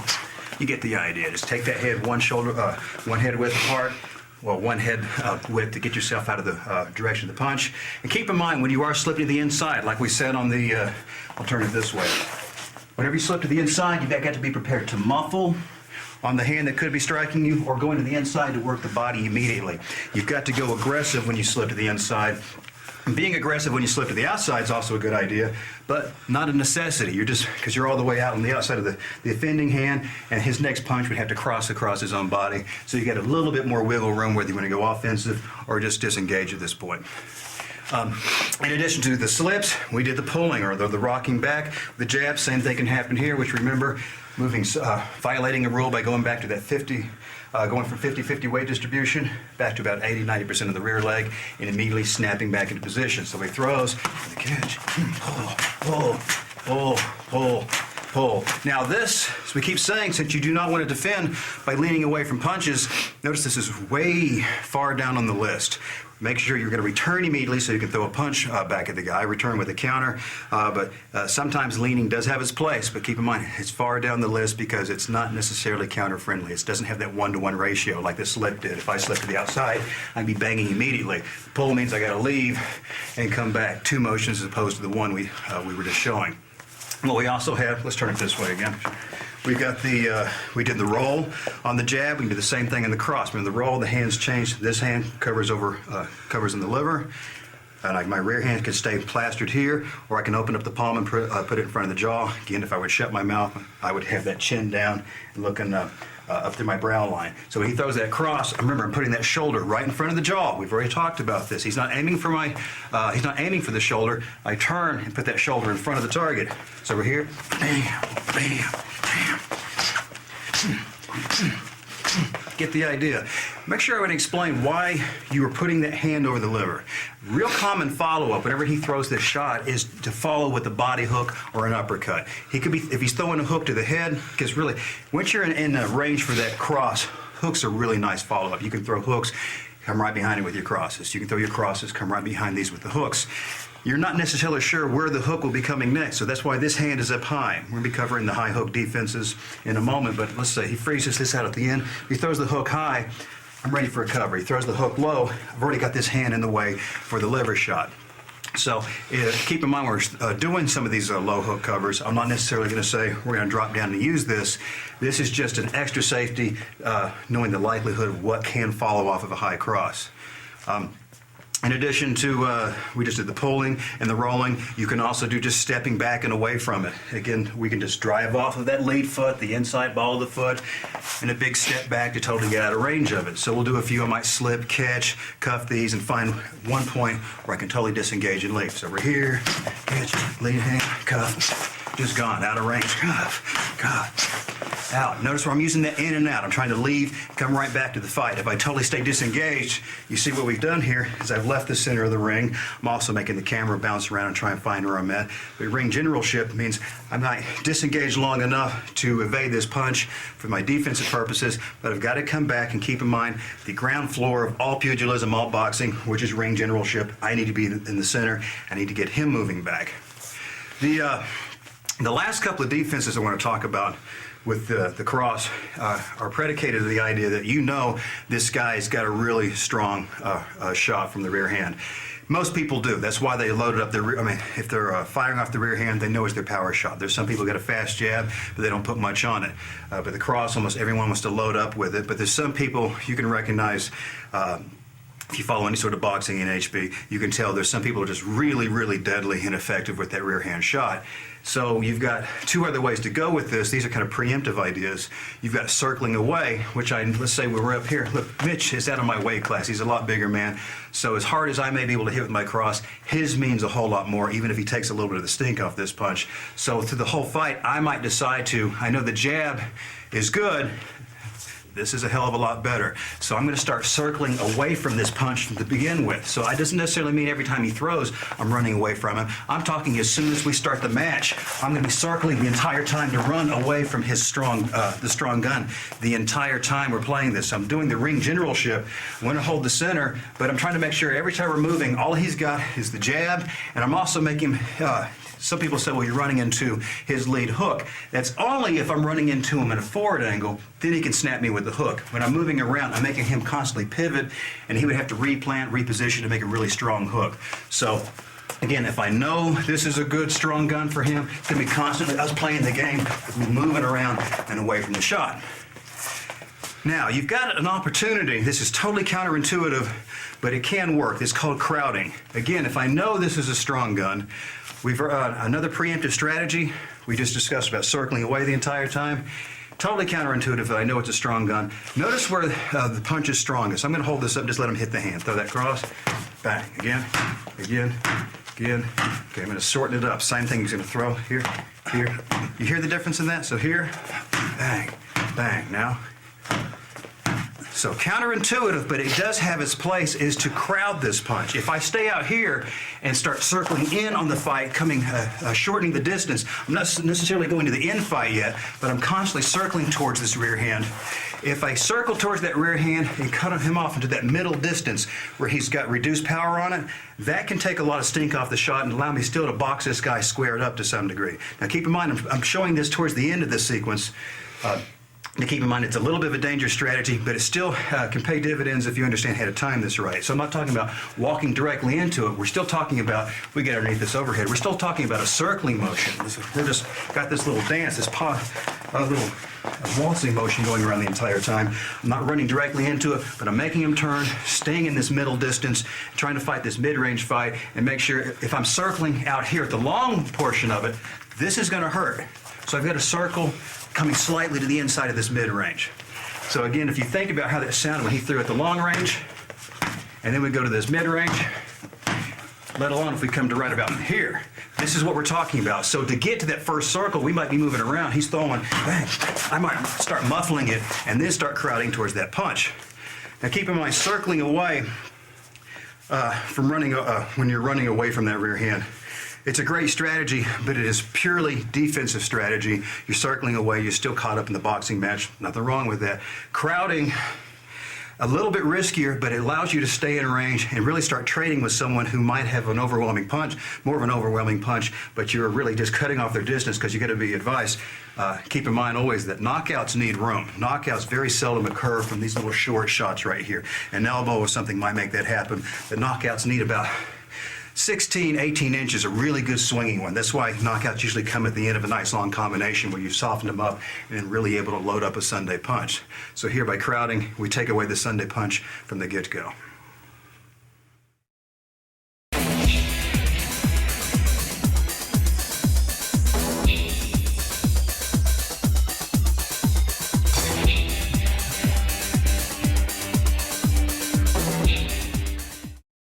Moving on to high lead hook defenses. Okay, high lead hook, it's like the jab, not a knockout. Very seldom you're going to see one get knocked out by a jab. A jab is a cumulative effect. Even though it's the 90% punch, you can get there most. It is cumulative. It's a probe. It's the rangefinder. We do know that rear hand can definitely put you on your ass, and the lead hook can do the same thing. We're going to run through our defenses for this high position right now. We'll cover the low hooks here in a little while. First and foremost, we're going to show you a cover because a lead hook can be like a jab. It's so fast, it can be a hard punch to read coming in. A jab is a hard one to read coming in. Cross a little bit easier. That's why you want to set up most of your punches with jabs. But the hook can be, you can lead with it like you can with a jab if you've got good range and if you consider yourself fairly speedy. So the first one I'm going to show you is the one that's probably the one you do feel a little bit of shock going through your body, and that's going to be just the standard cover. And we've done the cover against the jab and the cross since we're in the match leads right now. When he throws this lead hook, I spider web those fingers, I open up, lay it across the side of the head, and I make sure there's no misunderstanding. I'm not cupping my ear. I'm not laying this hand flat against the side of my head. It's actually spider webbed. If you're probably not able to tell, but you could actually slip some finger coverage in here. It's kind of have this little tight tension in the fingers as such. So whenever he throws, I'm trying to lean forward a bit, leaning in towards his body, not into the punch. I don't lean into it, and I don't lean away from the punch. I go forward. If I'm leaning away from the punch, it takes me off my base. Allow it to absorb in the back of my hand, the shoulder, the elbow. While I'm doing this, notice my elbow wasn't up high because I know he's throwing a high lead hook right now. But in the match, I don't know if he's throwing a high lead hook or a hook to the rib, so I got to stay tight with it. So he throws that hook to here. Notice me going into him. On the overhead, if we can watch, notice very slowly, watch, I don't give this motion with it, because if I lean away from him, I'm going to get eaten up by his rear hand. So I had to go inside, and it cuts off a little bit of the hook. Now, I'm not going to lie to you, you're going to feel a little concussion. He throws in,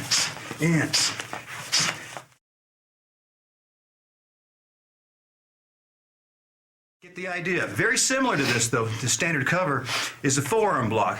Looks almost the same, except this hand comes out a little bit. There's no head cohesion. So here was the cover position. Forearm block, same thing, but taking the arm out a little bit. So he throws to here, here. You can ask, why am I showing the second since there's no real shock on it? Very slowly. If I mistime this, notice how on the overhead, this punch still loops around and catches me in the head anyway. So I've got to make sure that I'm timed this well, but before you learn to do the forearm block, I would work on making sure that you trust your cover.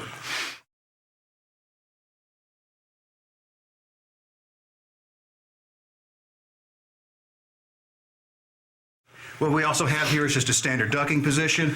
I don't lean forward at the waist for the duck because I'm going to go into the knees or the hammer blow, or if there's a grappling match, he's going to sprawl on me. It's just down at the knees. I'm taking my weight down and forward towards that lead inside ball of the foot. He throws the hook down. Again, again. Just stop. Straight down. On this one, I'm going to come right back up on it.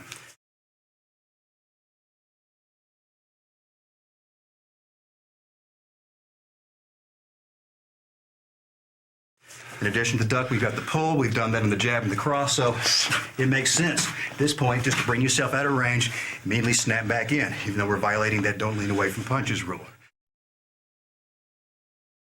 You also have a cross glove. It's basically a catch.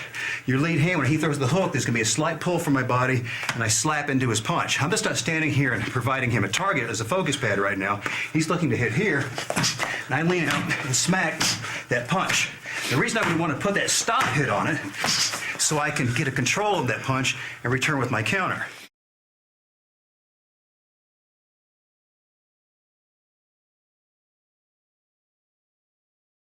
We also have just a standard step back. We know what that looks like. He throws back and right back in. So drive off the lead foot and back in. Again. There we go. Going after you. I'm going to run right into the hook.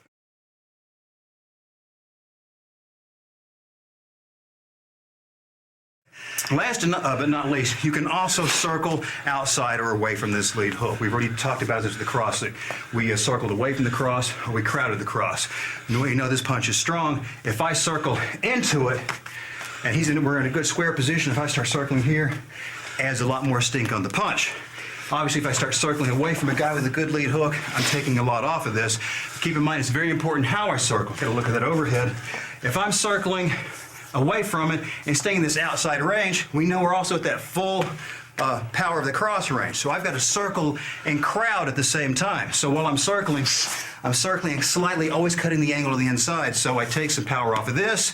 I'm wholly aware of the fact that I've got to crowd this and take some power off his other strong shot, because this is strong, this is strong. So right now we're just going to circle away to the inside of this hook. So, and again, this is a preemptive thing. It's not something I wait for the hook. It's just the whole time in the fight. We're moving around, getting that circling going towards it, hopefully crowding off the cross. Now keep in mind, when we're circling, it won't be this artificial where I'm just standing here not throwing any punches back. Again, it's a preemptive idea. I've read this guy, seen him fight before, and went, hey, okay, this guy's got a great lead hook. I got to run away from this thing. I got to figure out at this point which one I value more. Respect more. Is this hook better than the cross better than the hook? If I think they're equal, then I'm going to circle inside while I'm crowding this rear hand. If I constantly play the outside game, my reach isn't going to let me play the game. So you got to kind of define which punch you have more respect for and which footwork strategy you want to use at that point. High rear hook defenses. You can take most of the defenses we use in the high lead hook and apply them to the high rear hook as well, but you get a few other things to play with is here. We talked about the lead hook. It can be so quick that it can be led with. Rear hook seldom is the case. This is often used in combination. It's used as infighting. It's used as a finisher, but to lead with is kind of a foolish thing. It's easy to read coming in. And that doesn't mean all the defenses we're showing right now, or we're presuming each punch we're going against was led with. These can be all combined together. I can catch a jab and then follow up by doing a cover against a cross, then cross glove a lead hook. As you see, you can start combining all these defenses. We'll discuss this later, how to drill and put them together. But since we can read a rear hook a bit easier than we can read the initiation of a lead hook, we get a chance to muffle or stop this. Remember, we muffled against a jab, we muffled against a cross. But when we're doing the muffle with the rear hook, chances are, since it's coming at this outward angle, me just slapping at the fist will screw me up here. What I need to look for whenever this hook is being thrown, I need to take my lead hand and muffle on this rear shoulder. So it's more of a case of, as soon as it starts, I got to duck that head down. The chin would be down. I would shut my flapping jaw all the time and put that hand right on the shoulder as he initiates and throws the hook. So right here, and we're down. You see how it has to some degree the appearance that we had of the leverage block. If you recall when he threw that jab, how we kind of went up and in. Same thing here, except this palm opens up and hits that shoulder. So we're here. There's this muffle, stop, whatever you want to call it. Get the idea. Just stop on the rear shoulder.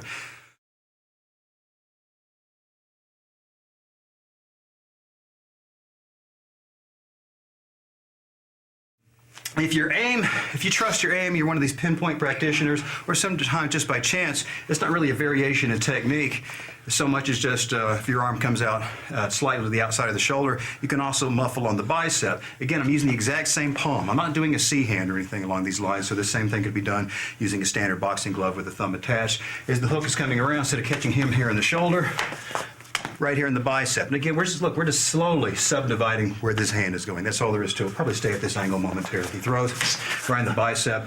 Yeah, don't frog your biceps out. Yeah. He throws. He gets hurt. If he's throwing really hard, he's going to start feeling this thing already. But again, he throws bicep, shoulder, bicep, shoulder. You see, there's not much to taking anything off of it. That thumb came around there, Kyle. I know. I was going to Congratulations to you. And look at this cherry. Hit the shoulder. Muffle in the shoulder, stop in the shoulder, or you can do the bicep stop. Now we did the forearm block with the lead hook. Remember, it was similar to the cover, except the hand is taken away, no cohesion on the head. We can do that first against the rear hook because, again, we did the cover first and the lead hook because it's a faster punch, less easy to read. Here, a little easier to read, so they can take a shot on the forearm block. So as he throws that in, out with the forearm, out with the forearm. And notice you've got to really cheat that to the outside. We're directly underneath that overhead. We see, got to really cheat it here. I can't have this nice and close and lean in because you see this thing still loops around and catches me in the head, and my blocking was for naught. So I got to be in, up, slightly out and to the outside. You okay? Yeah.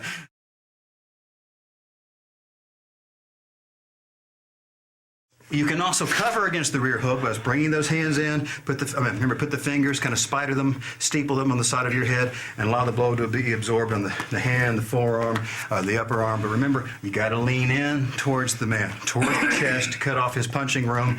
You don't lean away because if we're going in, he hits. It's going to take me away into the other hand, or just completely take me off base. But here's the problem with covering against a rear hook.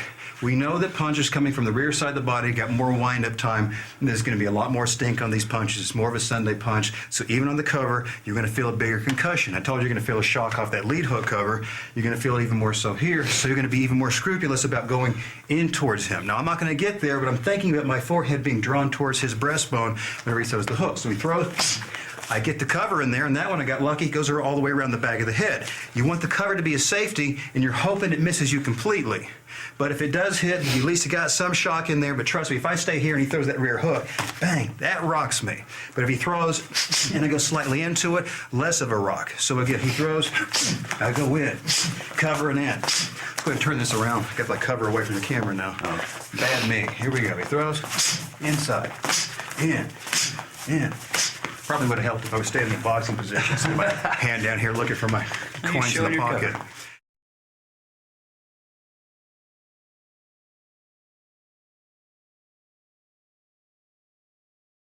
We also use the duck on the high lead hook, same thing on the high rear hook. He throws, I'm going straight down at the knees. At the same time, I'm thinking about leaning my weight towards the inside ball of the foot. Remember this inside ball of the foot, how key this is on everything.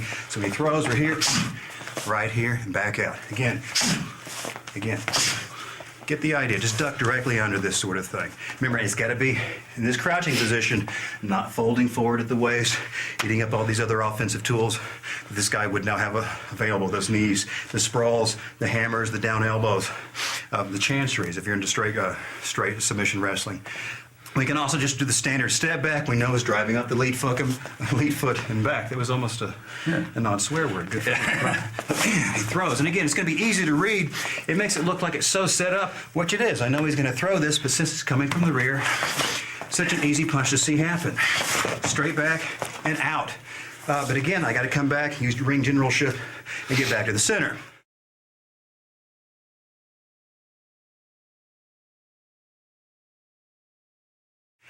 Now, just in the last two sections, the high cross, the high lead hook, we talked about using some footwork to be preemptive with these things. It's not initiated as he's launching the punch. It's something we go right up front with. We've read this guy's fighting style, and we realized before, like we've crowded or circled away from the cross. Against the lead hook, we know that we can circle to the outside or away from this lead hook if we're careful about crowding this cross at the same time. If we've watched this guy's fighting style or we felt it within the fight already, that this guy fires a lot of rear hooks and they're very, very tight. So I'm going to have probably, instead of crowding it, because you can't crowd directly in a hook, because crowding it can still help it, because a hook can hurt you from here. It doesn't have to be from out here. Now cross, because take a look at this. Remember, he threw the cross out here, good impact. You shorten it, less impact. Throws a rear hook, good impact. I shorten it, still good impact. So I can't crowd in on his rear hook. I'm going to have to run away from it. So I've had to evaluate which one of his hooks I fear more. And if I fear the rear hook more, then I'm going to take my shot and playing against this lead hand game. So the whole time we're fighting, I'm going to make sure that I'm running away from whatever gun that I have the most respect for. If this guy has no discernible rear hook in his vocabulary, and it's just his cross, then crowding is perfectly acceptable. But if you have noticed a tendency for him to hit that rear hook, the crowding's off the menu. You can't play with that one anymore.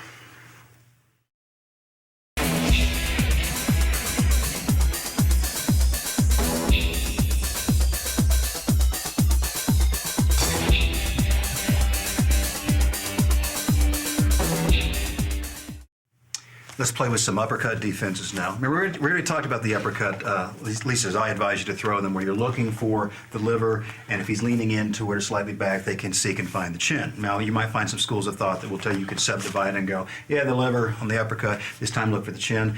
These defenses will work whether you go with my edict of saying, aim for the body and let it sweep up and, catch what it catches, or if someone says there are two levels in the uppercut. These defenses will work with either school of thought.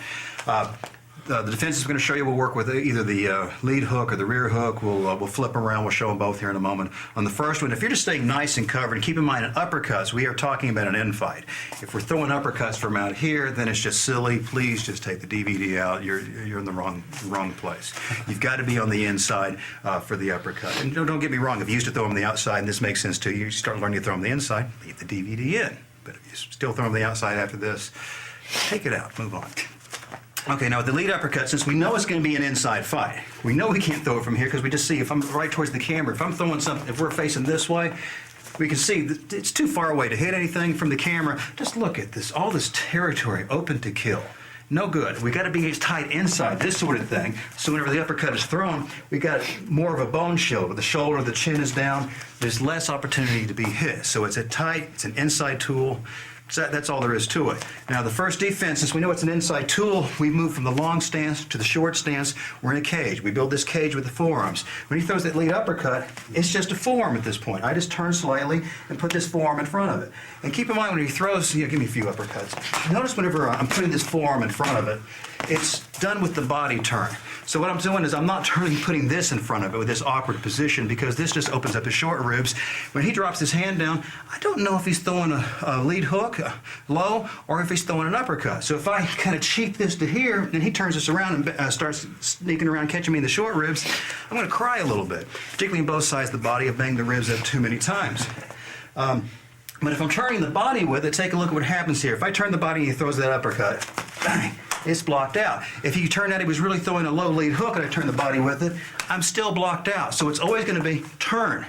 This stays still. Stay still. It'll be the same thing if he's throwing off the other side. Just turn the body with it. So let's do lead uppercut, rear uppercut, lead. So just back and forth. So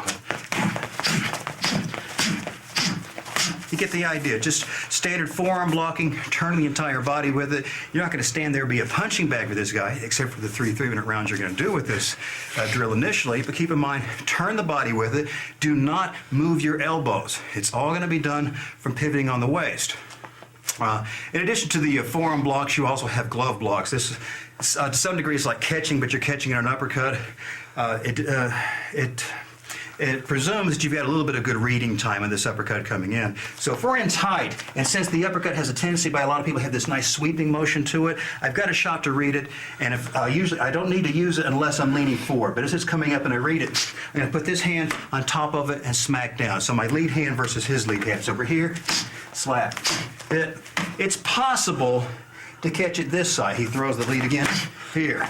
You can train them both, but you will probably find that it's going to be lead versus lead a bit more natural, and rear versus rear. So if he throws that rear uppercut, a little bit more natural than me doing this scooping on this side. But I'm going to go ahead and tell you, I'm going to advocate glove blocking with both sides. Go lead versus lead, rear versus rear, then the rear versus the lead, and then vice versa on the other side.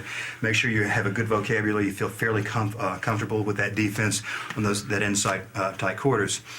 Now, very similar to the glove block, it is called a chop block, where we just did, this time I am using the rear versus the lead. Now, I'm going to show you a subtle difference here. What we just did in the glove block, he threw that lead uppercut, I used the lead hand to smack into the glove. We can even let it get a little bit more travel up. There's the slap. Now, if I use this rear hand, instead of doing a glove block, I'm going to show you what I prefer, and this is where the chop comes into play. Instead of using the hand, I use the outside edge of the forearm, and I will forcibly, we'll freeze this at the end comes up, forcibly, instead of glove blocking, I'm hitting him right here, anywhere from the wrist all the way up to the crook of his arm. And I'm not going to hit him hard right here because, again, I don't have to put much of a chop on it. He's the one throwing the punch. So against this lead uppercut, chop, chop.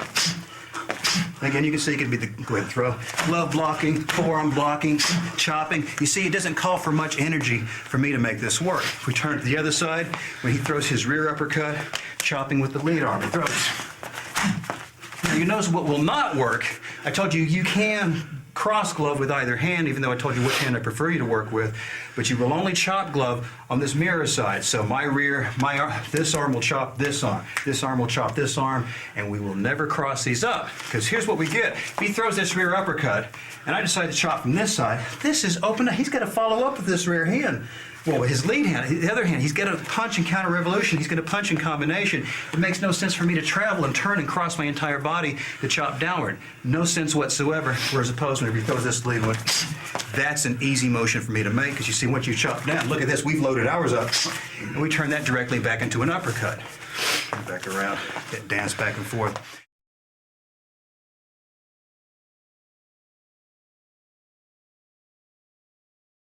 So we got the chop block, and we're going to give you two more defenses on the uppercut, and both of these are things we've already covered before, so we can do them very quickly.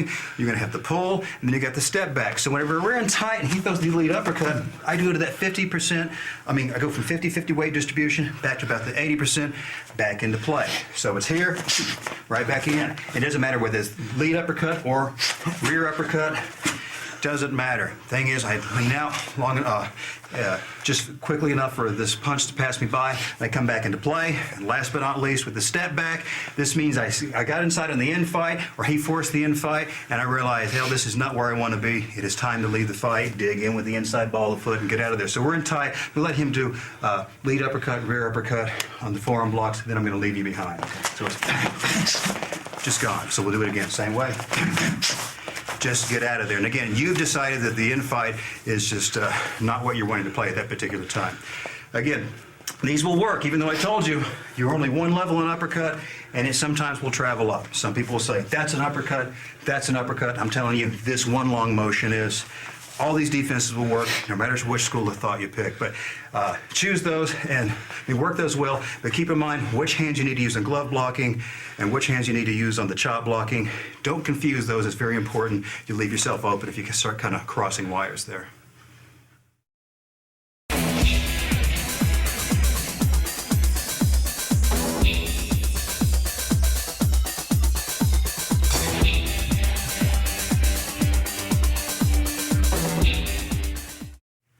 So far, all of our defenses have been working up the high angle. The uppercut was kind of the transition defense work because it could be a low sliding up to a high angle. Now let's start emphasizing what we're going to be playing with our defenses in the low side. It's going to go right back to that primary punch, which is the jab. Start picking off the low jabs. Not nearly as many defenses for the low jab because it's very seldom thrown. It's an effective shot to throw, but very seldom do you see it out there. These few that I'm going to show you should take care of it. First, you just have standard elbow blocking. It's very similar to what we just did with the the uppercut, I'm going to put either the lead elbow in front of the jab or the rear elbow, but notice again, it's not this being done, it's turning with the body to put it in front of it. So whenever he throws that jab, lead elbow, a little bit of a waist twist. It's up, we'll just keep it going. It can be lead, it can be rear, and it's not me trying to figure out which one feels best, because right now, when we're straight on, head on, faced on, and I'm on a heel-toe line, the lead elbow usually feels best to me. But let's say if we've moved around a little bit and I've started to juke to this side, I was going to get ready to load up for a big kangaroo hook, and he throws this low jab, I'm probably going to have to use that rear leg to some degree, the rear elbow. So you're going to have to let where your body positioning take care of whatever choice you're going to make with the elbow. So directly on, lead, lead, lead, start moving to the side, the rear elbow will take care of it.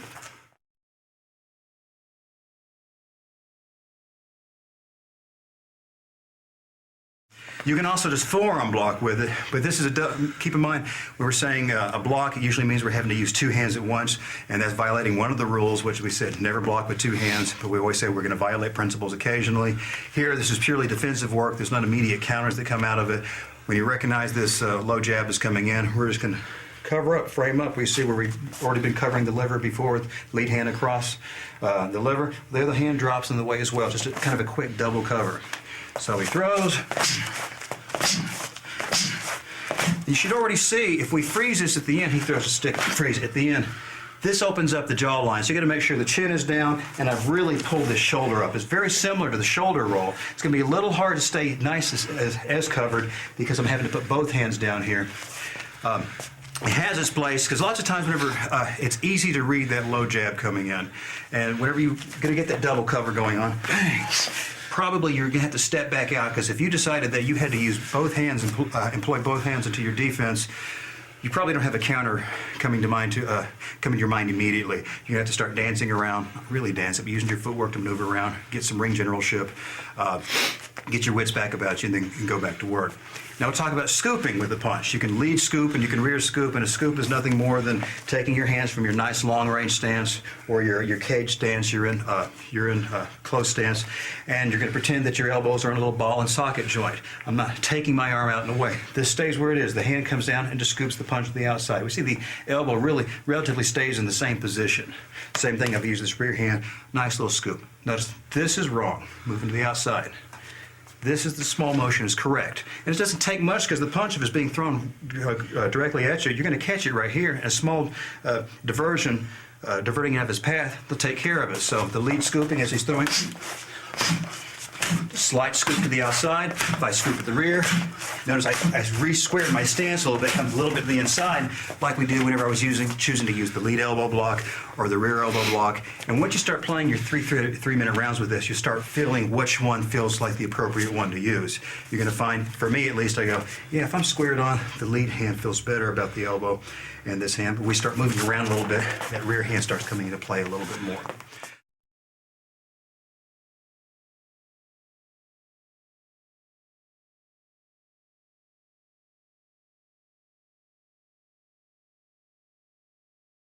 In addition to your scoops, you've got what's called a post. Since he's going low to shoot this jab, this is, if you think about it, it's an easy punch to read coming in. Not to say it's ineffective and you shouldn't use a low jab.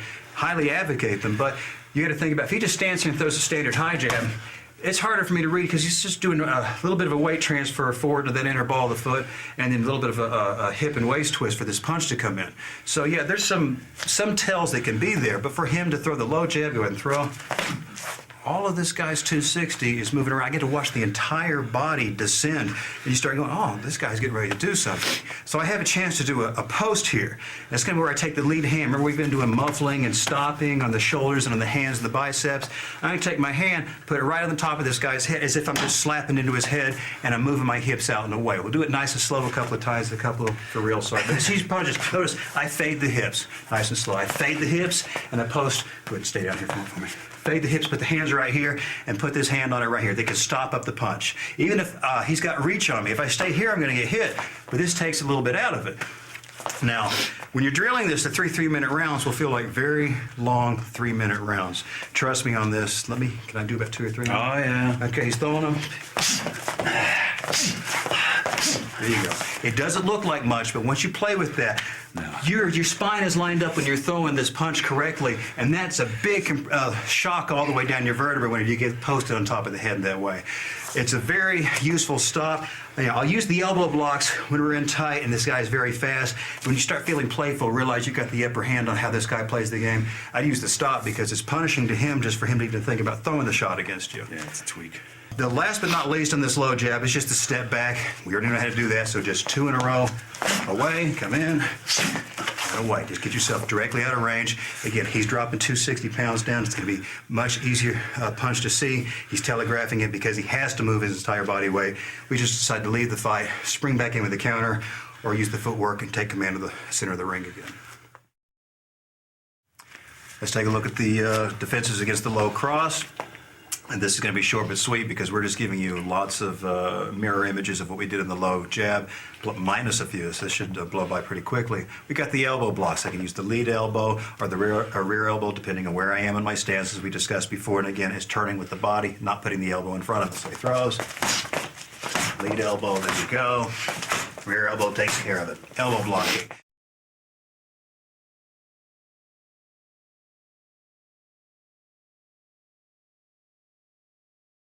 I can do the forearm block, same thing where I'm doubling up. Got a lot of respect for the power, or I find myself a little bit of odds. I'm feeling overwhelmed, so when he throws, double up, cover up that liver, bring that shoulder up in front of the jaw, just in case you've misread where his intentions are that he's going next.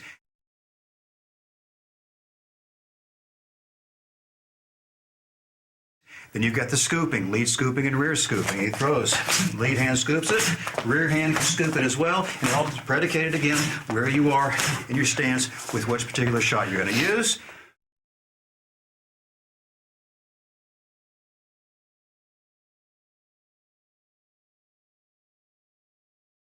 Last but not least, you can just step back and say, to hell with it. I'm not going to stay close enough for this shot. So when he throws, we're just gone. One more. Out. Now, notice I did not show you how to do a stop against it. We did that on the jab because if I stop here, since he's turning and penetrating with the body, I can still get caught right up into the armpit or high across the lungs. If we were in an orthodox stance, his cross would actually catch me across the heart. Even though I've taken a little bit out of it, it can still be a little bit of a shock on you. So use that stop only against the jab. Don't try it against the cross.